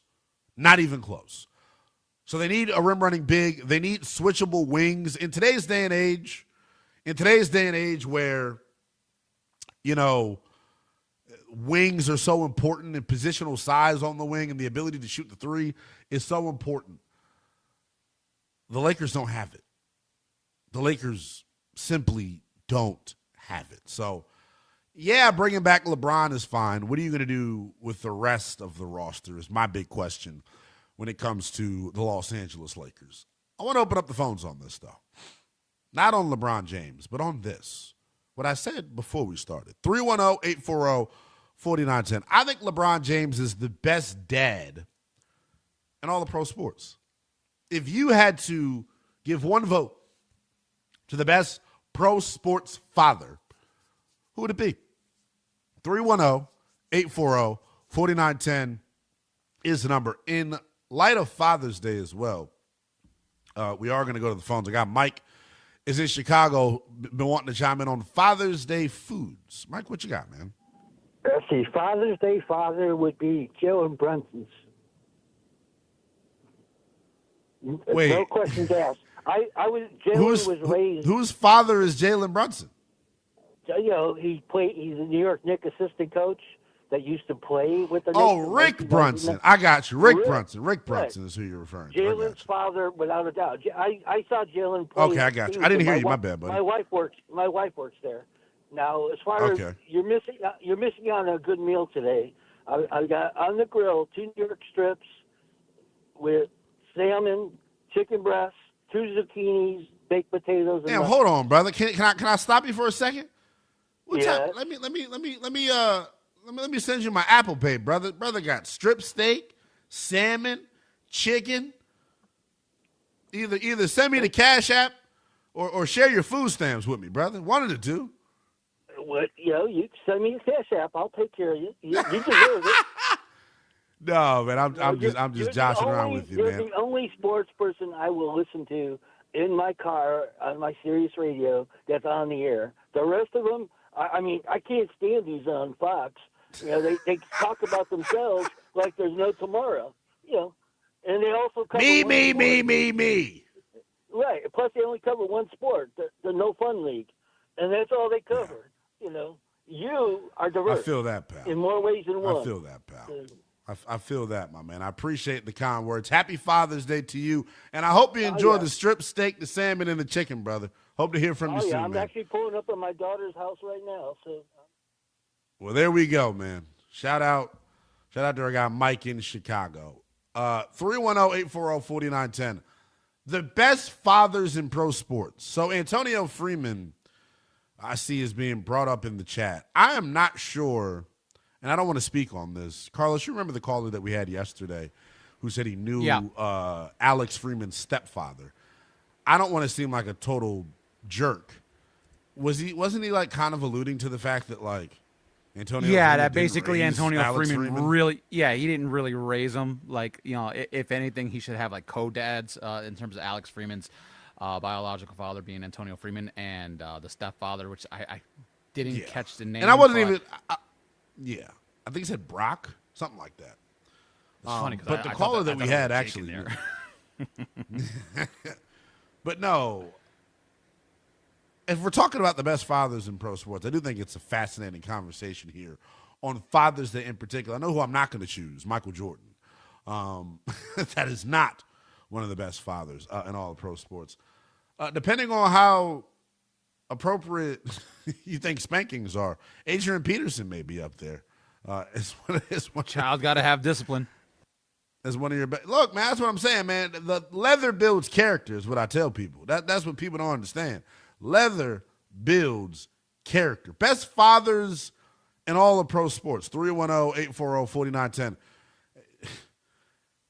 I was Dennis right. It is Jake. Now being brought up in the so it's Jake. Jake Hinkle is Alex Freeman's stepfather. So there we go. Shout out to Jake Hinkle for getting our guy Alex Freeman into soccer, man. Russell Wilson was brought up. I actually think Russell Wilson's definitely got what's the phrase, a shoe in the race or a horse in the race, so to speak. A horse in the race. I think for sure he is definitely a shoe in the race. Why would anyone have a shoe in the race, Carlos? I'll throw on. He's got a horse in the race. We gotta stop putting disrespect on LeVar Ball. He came in. LeVar may be the father. He might be, man. He came in braggadocious. He came in arrogant. He came in loud, and I know that pissed a lot of people off. And listen, I'll be one of the first ones to tell you, I thought LeVar Ball's a straight up ass hat. But you cannot deny the type of father that he is. He went all in on his boys, and to have two of them make it to the league. Third one, doing on some knucklehead stuff, but he put out a rap banger a couple of years ago. That song irrelevant. Slapped LiAngelo Ball had. Yeah. So listen, LeVar Ball, regardless of how you think of him personally, he's an excellent father and should be up there in the sports father pantheons. Taking your calls on the best fathers in sports. 310-840-4910. I'm glad LeVar got his flowers, and he 110% deserves it. He just need to shut I think he gets. I wouldn't even say that, Carlos. He's just. You would love, to have, a sports father had that much confidence in their kid. He never did anything to harm the kid. You can say he was a distraction. I'll say sure. that. If you want to, the worst thing you could probably say about him is he was a little distracting. But it's not even, Carlos, it's more than just him going to bat for his kids. When you are an adult and you dedicate your life to your kids' growth and success, like that's, some people will say, oh, he just wants to live through his kids. Yeah, maybe you could say that, but LeVar was a football player. Those boys play basketball. LeVar just wanted his kids to, one, be disciplined, and one, just to be overall good people. And say what you want about the Ball brothers, they're good people. I know LiAngelo had the situation over in China when he was like 17. Man, 17-year-olds do dumb stuff all the time. Look at that. Exactly. In sync, baby. Literally. In sync. I'm about to say, man. No, I got nothing. Jinx, you owe me a radio show. Yeah, seriously. I was about to say, I'm like, I'll get you a Coke right now. But I got no issue with LeVar doing anything for his kids. My only thing with LeVar is why I think he was just a pain in the ass, man. You taking off your shirt, doing all that extra stuff for WWE. You going on First Take, talking about you could beat Jordan one-on-one. Like, yeah. All that stuff, all that nonsense, kind of insert yourself. I think get out of here with all that. But everything he did for his kids, A1, man. Good job on him. He's a unique personality. We had a couple calls rolling in on the best fathers in sports. Let's go to Cleveland out in Niagara Falls. Wants to chime in. What's going on? What's going on, man? You actually took my call here away from me because I was going to say LeVar Ball as well. Because he pretty much talked Lonzo into he talked his son into the starting point guard of one of the most storied franchises of all of sports, first and foremost. And I think he deserves an apology because I think you damn right. You damn right, Cleveland. He does deserve an apology. And all of that stuff. Him acting like an ass and like taking he's doing all of that for the sake of his kids. He ain't doing that for himself. Right, and then he gets to sit there, and I don't know if you guys remember the one game where he got to sit there front row and watch his kids one-on-one. I mean, there was no other gratifying, no better for feeling a father. You know what I mean? So I think LeVar Ball deserves that look because he did what every father dreams he can do is put his kids in the spot to be millionaires. Yeah, it's awesome. The thing that I love too. About the Ball kids, they don't take themselves too seriously. They don't get in any sort of trouble. You never hear them in the news for anything stupid. I know LaMelo's got a speeding problem, so people say. But other than that, man, he's just a 23-year-old with money. That's it. I appreciate you as always, man. Happy Father's Day to you. If you are a father, my man Cleveland out in Niagara Falls. 310-840-4910 is the number. Best fathers in sports. 310-840-4910. Del Curry was brought up. I thought that was a fascinating one. Do we when we're talking about like the best fathers in sports, like does Del get something held against him for his marriage failing? I'm not trying to be funny or personal. I don't know. I'm just asking.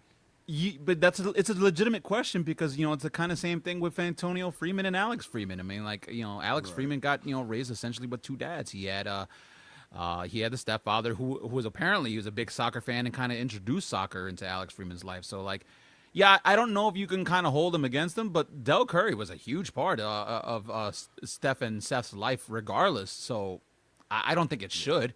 But we're gonna have to start splitting hairs and looking into everybody's like familiar background, and I don't know if we want to do all that. Yeah, not something we probably should do, but it's fun. 310-840-4910. The best fathers in sports. There's one that I honestly can't believe we missed. And maybe during the break I'll effort quickly to find some of his audio because he's just as honest as they come. We've used him here on the show before. Mr. St. Brown, the father of Amon-Ra and Equanimous St. Brown, to me, he's the man, dude. This is going to make some people uncomfortable, but I'm going to say it here because I have to because it's what he's known for. He talked about when he was in the dating scene, back when he was younger, he talked about scouting his wife because he wanted to breed athletes. And both of his damn kids are in the National Football League. So there we go. 310-840-4910. In honor of Father's Day, best fathers in the world of sports. We'll continue to take your calls on that. Plus, we'll reset our top story of the morning, the latest on Giannis Antetokounmpo and his future with the Milwaukee Bucks next. We're a month away from NFL training camps opening. The return of Patrick Mahomes, QB battles in Cleveland, Minnesota, and Atlanta. Myles Garrett joining Matthew Stafford in L.A. Get ready for football season with Westwood One Sports.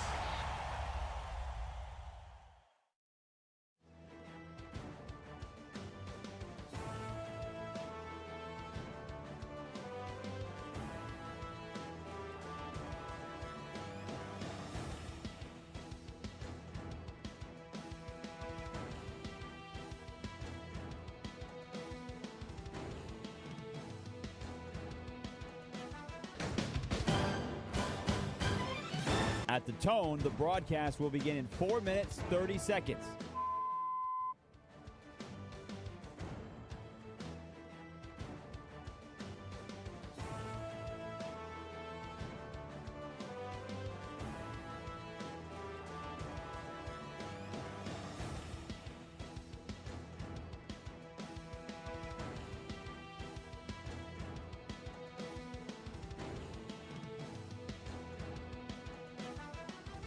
At the tone, the broadcast will begin in 4 minutes.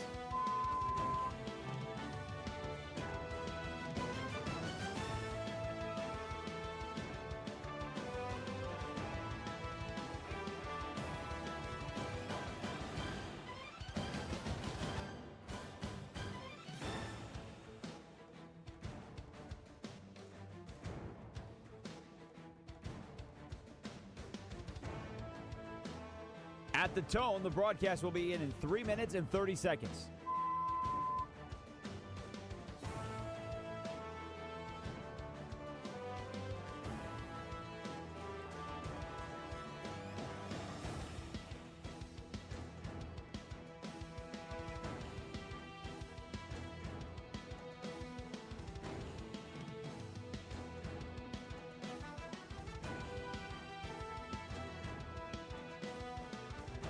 At the tone, the broadcast will begin in 3 minutes.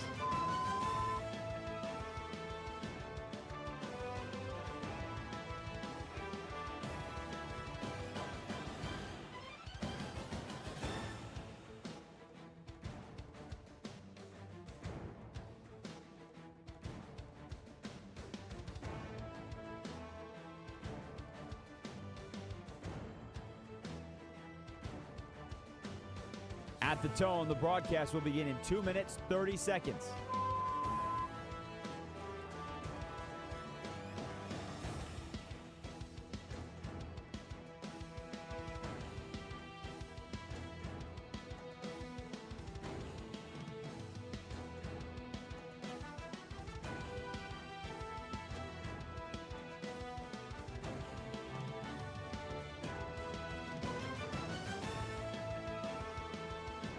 At the tone, the broadcast will begin in 2 minutes.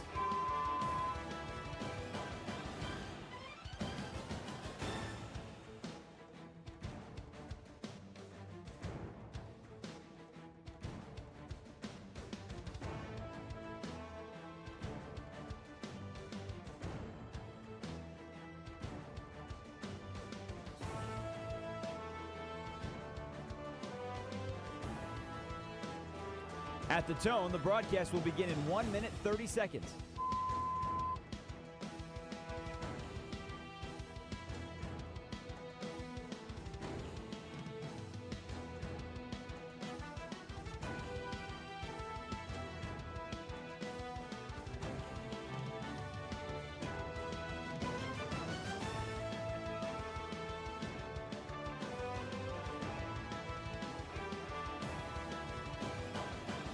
At the tone, the broadcast will begin in 1 minute.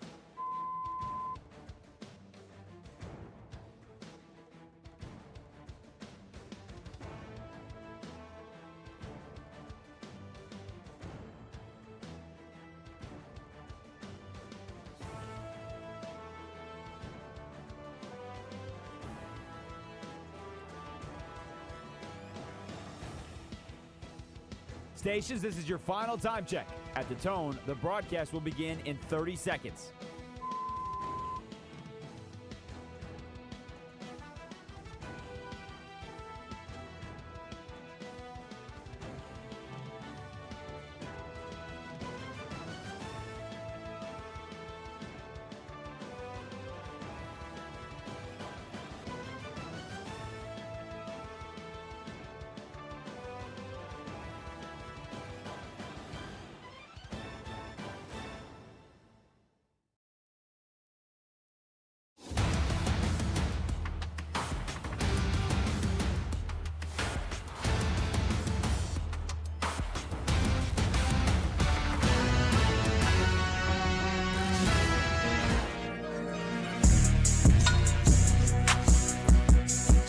Westwood One Sports presents Lynnell Willingham.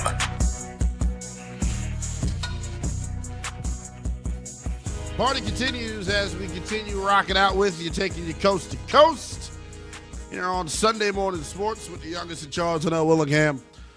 Getting you up to 11 a.m. Eastern Time. Happy Father's Day to all of the fathers out there.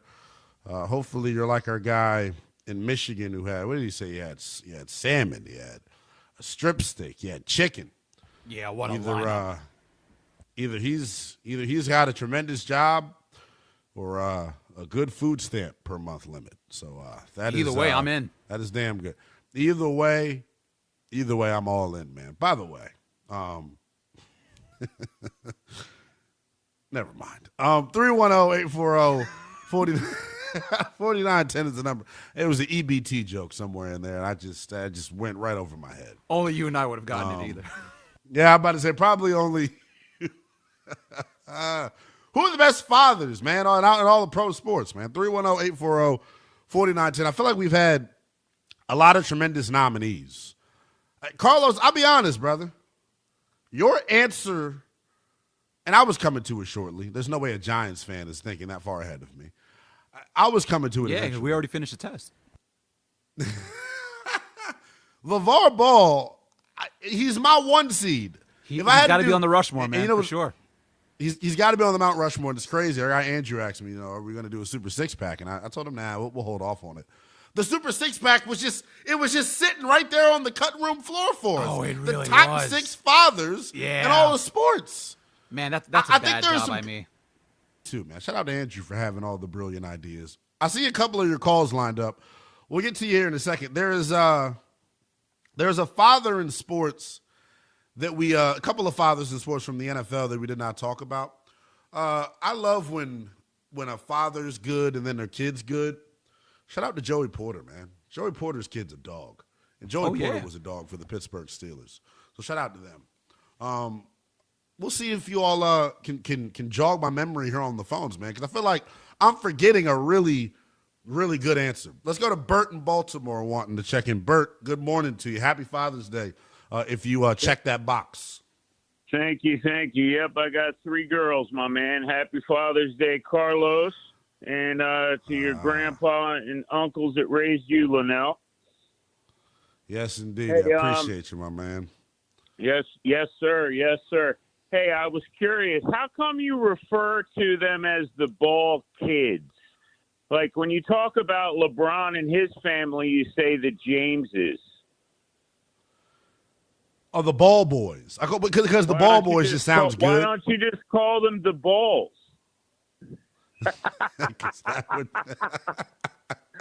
So my nominee for the best father in all of sports, your previous caller stumbled onto it, but you talked him off of it. The best father in all of sports is Jalen Brunson because he was the Spurs and Wemby's daddy. Hey-o! I knew that was. I thought that's where the last caller was going. He ultimately did not go that direction. Wemby, I'm sorry, brother.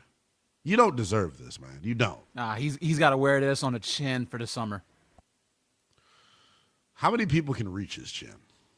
Nobody. 310-840-4910. You know what me and my brother were talking about? We were like, dog, my cousin was in on this conversation too.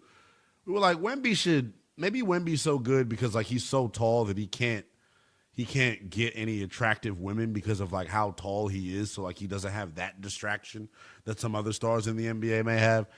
All the stories about him though, like they say the brother's in bed at 9:00. They say he's flossing by 8:50. His teeth are brushed, mouthwash spit out by 8:56, and he's hitting the hay. Does that mean that? Imagine if he like lived life on the edge a little bit. That's what I started to think about immediately. Imagine if Wemby decided to live life on the edge a little bit, to be a rascal. Just be a little Joe Namath in him. You know? I don't know, guys. I do struggle, and not that it's any of my business, what Wemby's, social life is like. I just don't see many women being attracted to a 7'4" man. Yeah. They may be attracted to his pockets. Oh, 1,000%. But like when a woman says they want a tall, dark, and handsome, they're like, all right, maybe not that tall. Like Yeah. They want the 6 foot range. I don't think they want the 7 foot range. Right. He is at a point where his height is probably frightening to the opposite sex. Best fathers in sports at 310-840-4910. Bob in Mississippi. Bob, what's going on, brother? How you doing, man? Happy Father's Day to you. Fine, if you check sir. that box, my friend. How are you? Listen, I I'm listen good, to you man. every Saturday and Sunday morning, and you're fantastic. Hey, I appreciate you, Bob. The father I'm nominating is a young man I went to school with and was a Okay. fraternity brother of, and that's Archie Banning. Oh, wow. What a good Bob pull. Bob in Mississippi, you've been calling us for about a month now, and you just now bringing that to the forefront? You're like a celebrity. Yeah, he played football and baseball, and I played Okay. basketball and tried to guard Pistol Pete Maravich. At least you were honest, Bob. You said you tried to, right? Yep.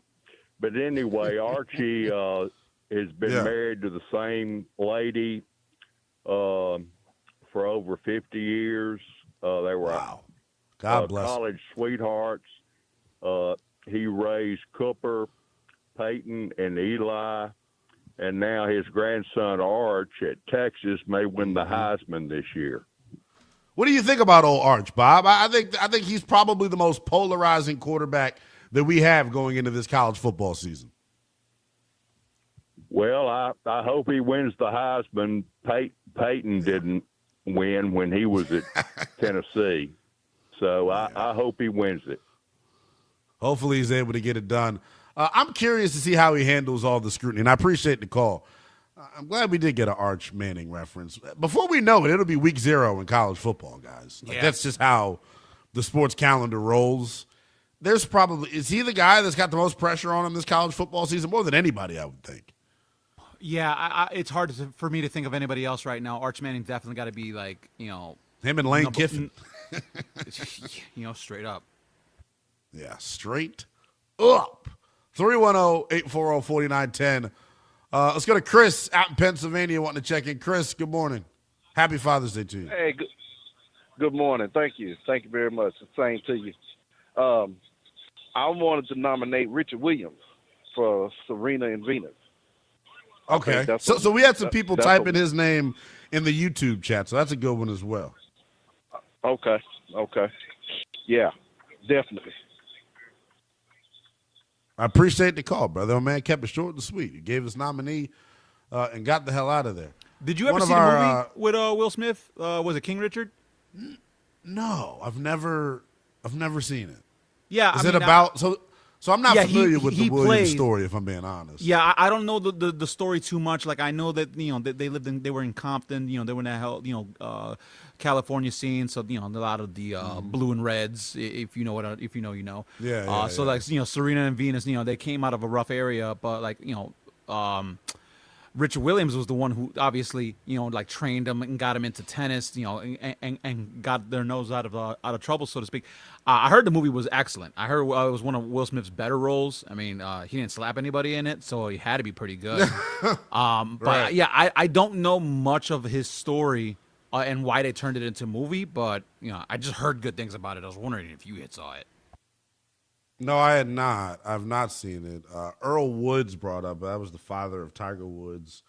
Does Tiger's behavior as an adult influence the nominee there at all? Maybe you walk that one back a little bit. How about Dusty Rhodes, man? Dusty Rhodes, Dusty! R.I.P. the legend, because he had Goldust. Everybody forget about Goldust, which was his older son, and then Cody Rhodes finally finishing his story a couple years back. So I can't. Maybe Dusty Rhodes should be up there. I can't.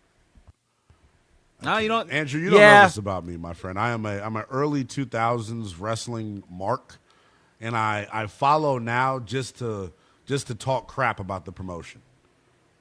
Yeah, more likely than not. I'm just an analyst at all fronts. Yeah, the product lately has left much to be desired. I mean, I miss the WWE days, the TKO days. You can miss me with these. Yeah, before he went off of the rocker, that would have been a nominee for one of the best dads in sports, Vince McMahon. But he's a creep. So there is that.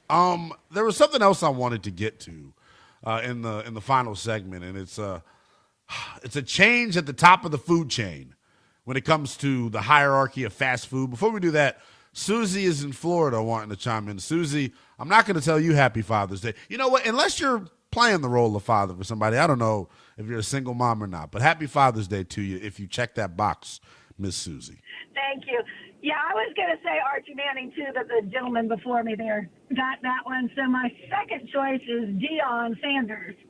I mean, he's Deion, thank you for calling in about prom, Miss Susie. I expected it to be you, actually. Anyway, he's a good one. I mean, he's been so involved in his kid's life, you know. No, for sure. For sure. I appreciate the call. You guys are keeping it very short and sweet on the phones. I guess we don't have much praise for the daddies, huh? I was trying to give you all the runway to praise some fathers out there. If you want to give your own personal shout out to a special father in your life and you want to clip off and say, hey, Dad, hey, Uncle, I gave you a special shout out on National Sports Talk Radio, you can do that as well. Yeah, well, now we set the expectations for Mother's Day. Yeah, I know, right? Best sports mothers coming up next. Yeah, I'm about to say a best father's all call at 310-840-4910. The original point that the original reason we got on this is because we got an update from Dave McMenamin of ESPN on the future of LeBron James, and I called him the best father in sports. LeVar Ball, I definitely think, is up there as well. When it comes to LeBron James, though, man, and his future with the Los Angeles Lakers, not sure if LeBron is going to come back for year 23. I do know this, though, and this is going to ruffle some feathers of some older fathers out there. I'm sorry in advance, right? At this point in his career, is there anything LeBron can do to catch Michael Jordan? Is there anything LeBron can do to change the general public's perspective on whether or not he is the greatest player of all time? Is there anything that he could do?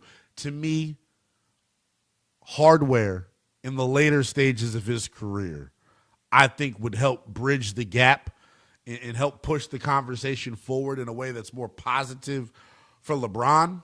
But even if LeBron doesn't win another title, his legacy and what he has accomplished in his career throughout the NBA, I don't think there's much of a debate.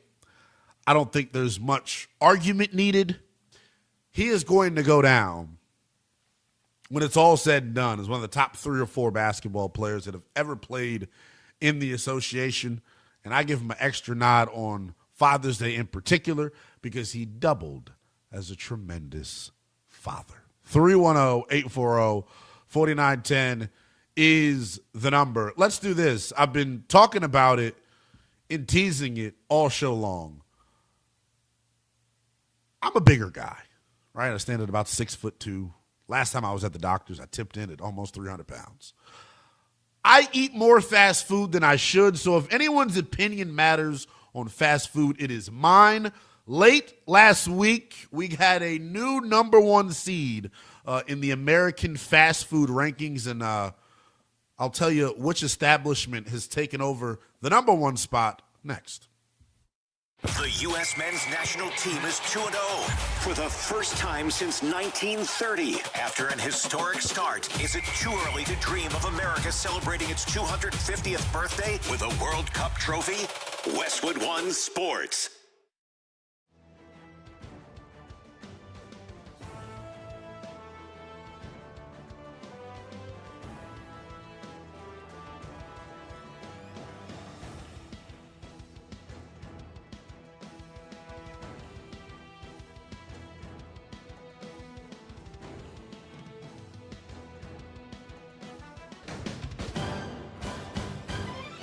At the tone, the broadcast will begin in 4 minutes, 30 seconds.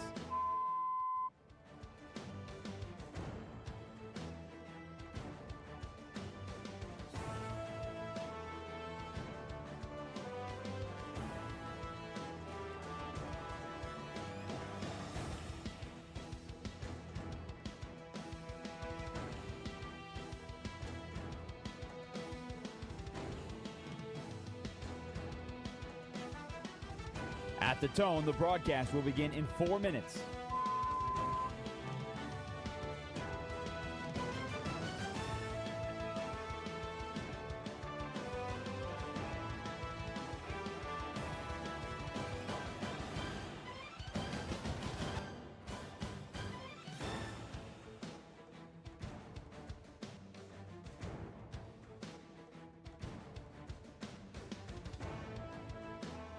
At the tone, the broadcast will begin in 3 minutes and 30 seconds.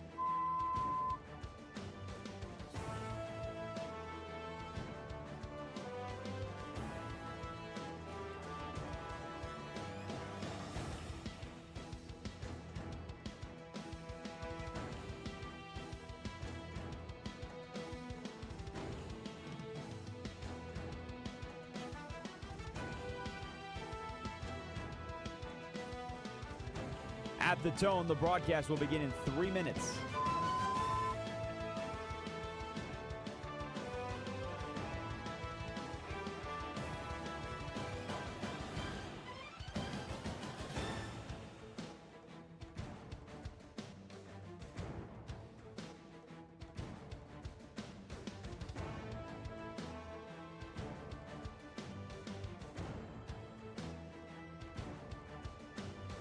At the tone, the broadcast will begin in 2 minutes, 30 seconds.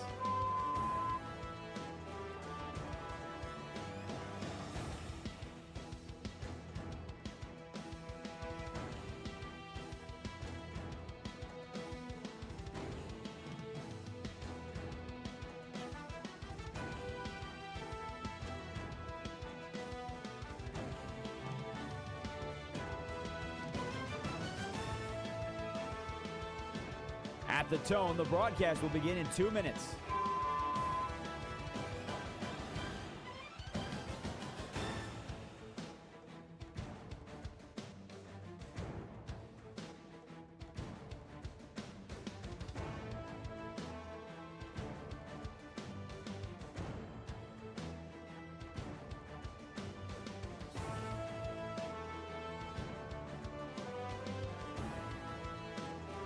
At the tone, the broadcast will begin in 1 minute, 30 seconds.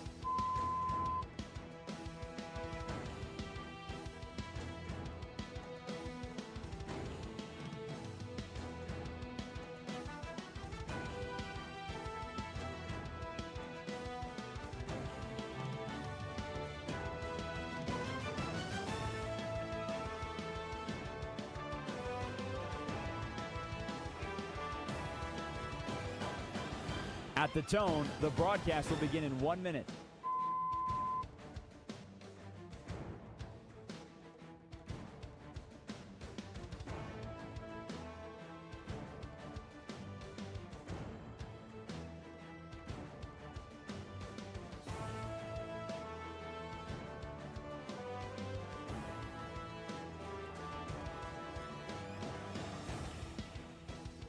Stations, this is your final time check. At the tone, the broadcast will begin in 30 seconds.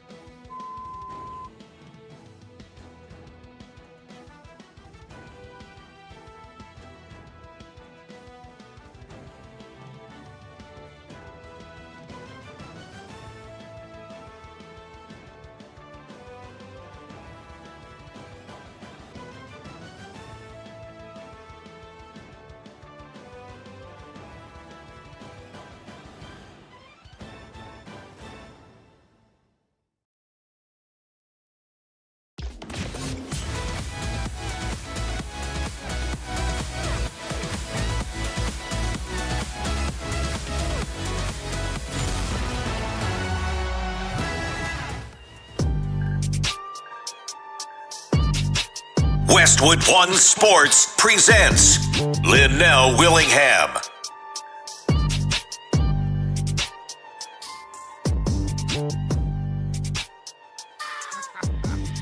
One final segment to go as we wrap up here on Sunday Morning Sports and a Father's Day edition of Sunday Morning Sports with the youngest in charge, Lynnell Willingham. Ron Harper brought up as one of the best fathers in pro sports, and how did we forget Ron Harper? How do we forget? It's probably a lot of hit those 2 free throws at the end. That's why. Yeah, I was about to say, man, blame blame your kid in terms of why we forgot about you, Ron Harper. I agree, though. I think the NBA probably has a bunch of father-son duos that we don't think of. Klay and Michael Thompson. Speaking of Klay Thompson, by the way, has anyone checked in on Klay in a while? His failed relationship with Meg Thee Stallion, on the Mount Rushmore of NBA offseason topics, in terms of the importance level, imagine if I was a fan of the Dallas Mavericks, I would hate Megan Thee Stallion's music, for one. You should hate her music anyway because she's just not. I'm not a big Megan Thee Stallion fan. I'm just not. She's all right. I don't like the way that she infiltrated our youth. Hot girl summer this, hot girl summer that. What about wearing a nice skirt and reading a book? How about that? It doesn't sell. Ha! Depends. I mean, in more than one way. It might. It might. It might. I'll tell you that. Yeah, I'm about to say. No, I wanted to get to the something that's important to me as a fellow fat person. The fast food war that's going on right now in the United States. I wouldn't call it a war. It's too strong of a word. There is you come on camera eating something. I have no clue what you're eating, but you're eating something. Hash browns and a biscuit sandwich from the restaurant chain that I will not name because they don't sponsor us. What's up with it? I feel like you love a hash brown. Well, I can tell based off of the color, shape, and size of your egg where it's from. So there we go. But no, there's a fast food war going on. And for 11 consecutive years, the expensive snack known as Chick-fil-A was the number one fast food establishment in the United States. Called it that. An expensive snack is what I'm calling it, guys. There's no reason that a number one meal, what is it, $13 for an undersized chicken sandwich and 19 waffle fries? Awful. Here's the one thing I do love about Chick-fil-A. And they're not even open today, so they can't defend themselves. The one thing I do love about Chick-fil-A is you can upgrade your beverage to a milkshake free of charge. I love that about the expensive snack. Unless I'm wrong on that, and I've just been paying the upcharge fee under the table and not knowing it. They also allow you to substitute your French fries, your waffle fries, for macaroni and cheese. Here's where I knew Chick-fil-A had an issue. If you're a fast food establishment that prides yourself on the uniqueness of your fries, why do you provide your consumer another side option? Why? It's bad business practice. I'm telling you, ever since the introduction of Chick-fil-A mac and cheese, the waffle fry has been on a downward spiral. I'm telling you, the waffle fry is having a Tiger Woods-like end of career. And I'm calling it end of career because I'm shooting my shot right now. I talk about it in the playoffs all the time. When you fail to meet expectations, there are sweeping consequences. Well, Chick-fil-A, you don't my pleasure until your tongue drops out of your mouth for no reason. The standard is the standard when it comes to CFA. They are the number one fast food establishment. They have been for 11 consecutive years. But now they're number two. Who are they number two for? The number two for what I consider to be the best sandwich establishment right now in the United States. I was once an employer, or an employee, rather, there. It was my last real job before I got into sports media. I was living a sub above with Jersey Mike's. They are now the new number one fast food restaurant chain in America. I'm stunned, though. I never considered Jersey Mike's fast food. They've got more class than to be considered. Yeah, they're not fast at all. No, I was slow as hell making sandwiches. I never graduated to the grill. But if you ask for, a turkey ham and provolone Mike's way, I got you. Salt and pepper, little oregano. Hot doggy. They're super pricey and super expensive, though, which is the number one thing that I don't like about Jersey Mike's. The last time I went to Jersey Mike's was actually last weekend. I got a tuna sub on whole wheat bread, tomatoes, bacon. First of all, a $2.50 upcharge for 3 slices of bacon is criminal, Jersey Mike's. You need to get over yourself. But no, meat was good. Portion size was good. Do you consider Jersey Mike's to even be a fast food establishment? I feel like most people, Subway, Jersey Mike's, Jimmy John's. I'm missing one. Subway, Jersey Mike's, Jimmy John's. Is Quiznos still a thing? Quiznos. Wow. I used to love Quiznos, bro. That is amazing. What I'm missing one though. It's Firehouse Subs. There we go. It's Firehouse Subs. That's the one I was missing. What? They got a sandwich called a hook and ladder. Because they're Firehouse Subs, get it? Wow. It's amazing. I'm out. No, I'll be honest though. So in today's economy, I don't know if you all have noticed, there's been like a what's the word I'm looking for? A mandate, I would say. And that's probably the wrong word because no one's forcing them to do it. But there's been an initiative amongst fast food establishments to tap back into their value menus, so to speak. McDonald's has seen a drop in their prices and seen more deals arise. Burger King has done it. Everyone's done it. When it comes to pricing of fast food establishments, there is only one clear one seed.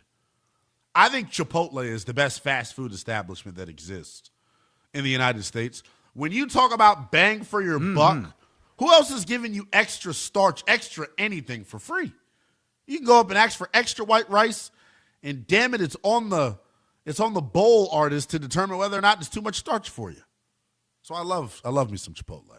$10.75 for a bowl that's probably like 2.5 pounds. It's like $15 where I'm at, but they're about to open one. Wait, literally what? within walking distance to my house, 2 blocks away. I'm gonna be eating Chipotle 6 days a week. Wait, Chipotle's $15 in New York? I live in New York, brother. It's expensive. Well, everything's probably expensive Chipotle ridiculously. If you get the guac, you're looking at like $18. First of all, guacamole. Yuck. My Chipotle order. Tortilla at the bottom. Guacamole. Maybe my taste buds aren't mature enough. Not guacamole, damn it. Tortilla at the bottom. I go white rice. I go light black beans. And then I normally ask for a little bit more because they go too light. I'm sorry, what's wrong with the dark black beans? We got a color dark problem black here? Beans? Dark black beans? Is there a such thing? I mean, you went light black beans. Chipotle has to be the same price all of the country. It's a franchise. No, it doesn't. It's not. 1,000%. That is a lie. That logic is actually crazy. It's a different price within the city. It's cheaper in Queens than it is in Manhattan. I was about to say, $10.75 though, man. It's the best $10.75 you could probably spend in fast food, if I'm being honest. And the portions are very generous, is what I would say about Chipotle. They introduced this new cilantro lime sauce. Last time I was there, I got it. They charged me an extra $1.30. Nah. An extra $1.30 for a sauce? Here's the one thing I don't like about. Ugh. Exactly. It's actually pretty damn good though. Here's the one thing I would say. Get the queso. I'm not a big cheese guy, man. Bro, what is wrong with you? I'm lactose. Light black beans and no cheese. What kind of order is that? I'm lactose intolerant. So is my Carlos, meaning sister, my and I still body, see her at Cold Stone. My body does not tolerate lactose, aka. Yeah, no, my body does that with everything else. So I guess we're even. So there's that. Where was I going? Oh, I was ragging on Chipotle for a hot second here before we wrap things up. The one thing that Chipotle doesn't do that I have a problem with, everyone that eats Chipotle regularly, you know what the gotta-have-it item is at Chipotle. The thing that every bowl has to come with, and you normally ask for 2. The salad dressing. It's what we call it in my neck of the woods. The salad dressing. You got to get it with your Chipotle. I'm such an addict for salad dressing at Chipotle. If they don't have it, I'm not eating there. Bottom line. If they don't have the salad dressing for me to drizzle and then dip my burrito in after I wrap it up in the bowl, then I'm not going there. This one Chipotle, Gaithersburg, Maryland. You're getting called out. I'm sorry. I went in there late night, and I put my order in. I'm at the the window, breathing on the glass, doing the foggy bit, writing my name because I'm a kid. You're the reason they got the sneeze guard. I'm exactly the reason I got the sneeze guard. And we get to the register, and I ask for salad dressing, and she says, "Oh, no, sorry, sweetheart, we don't have no salad dressing." And I looked at my left, I looked at my right, and I said, "That's something that y'all should put on the door."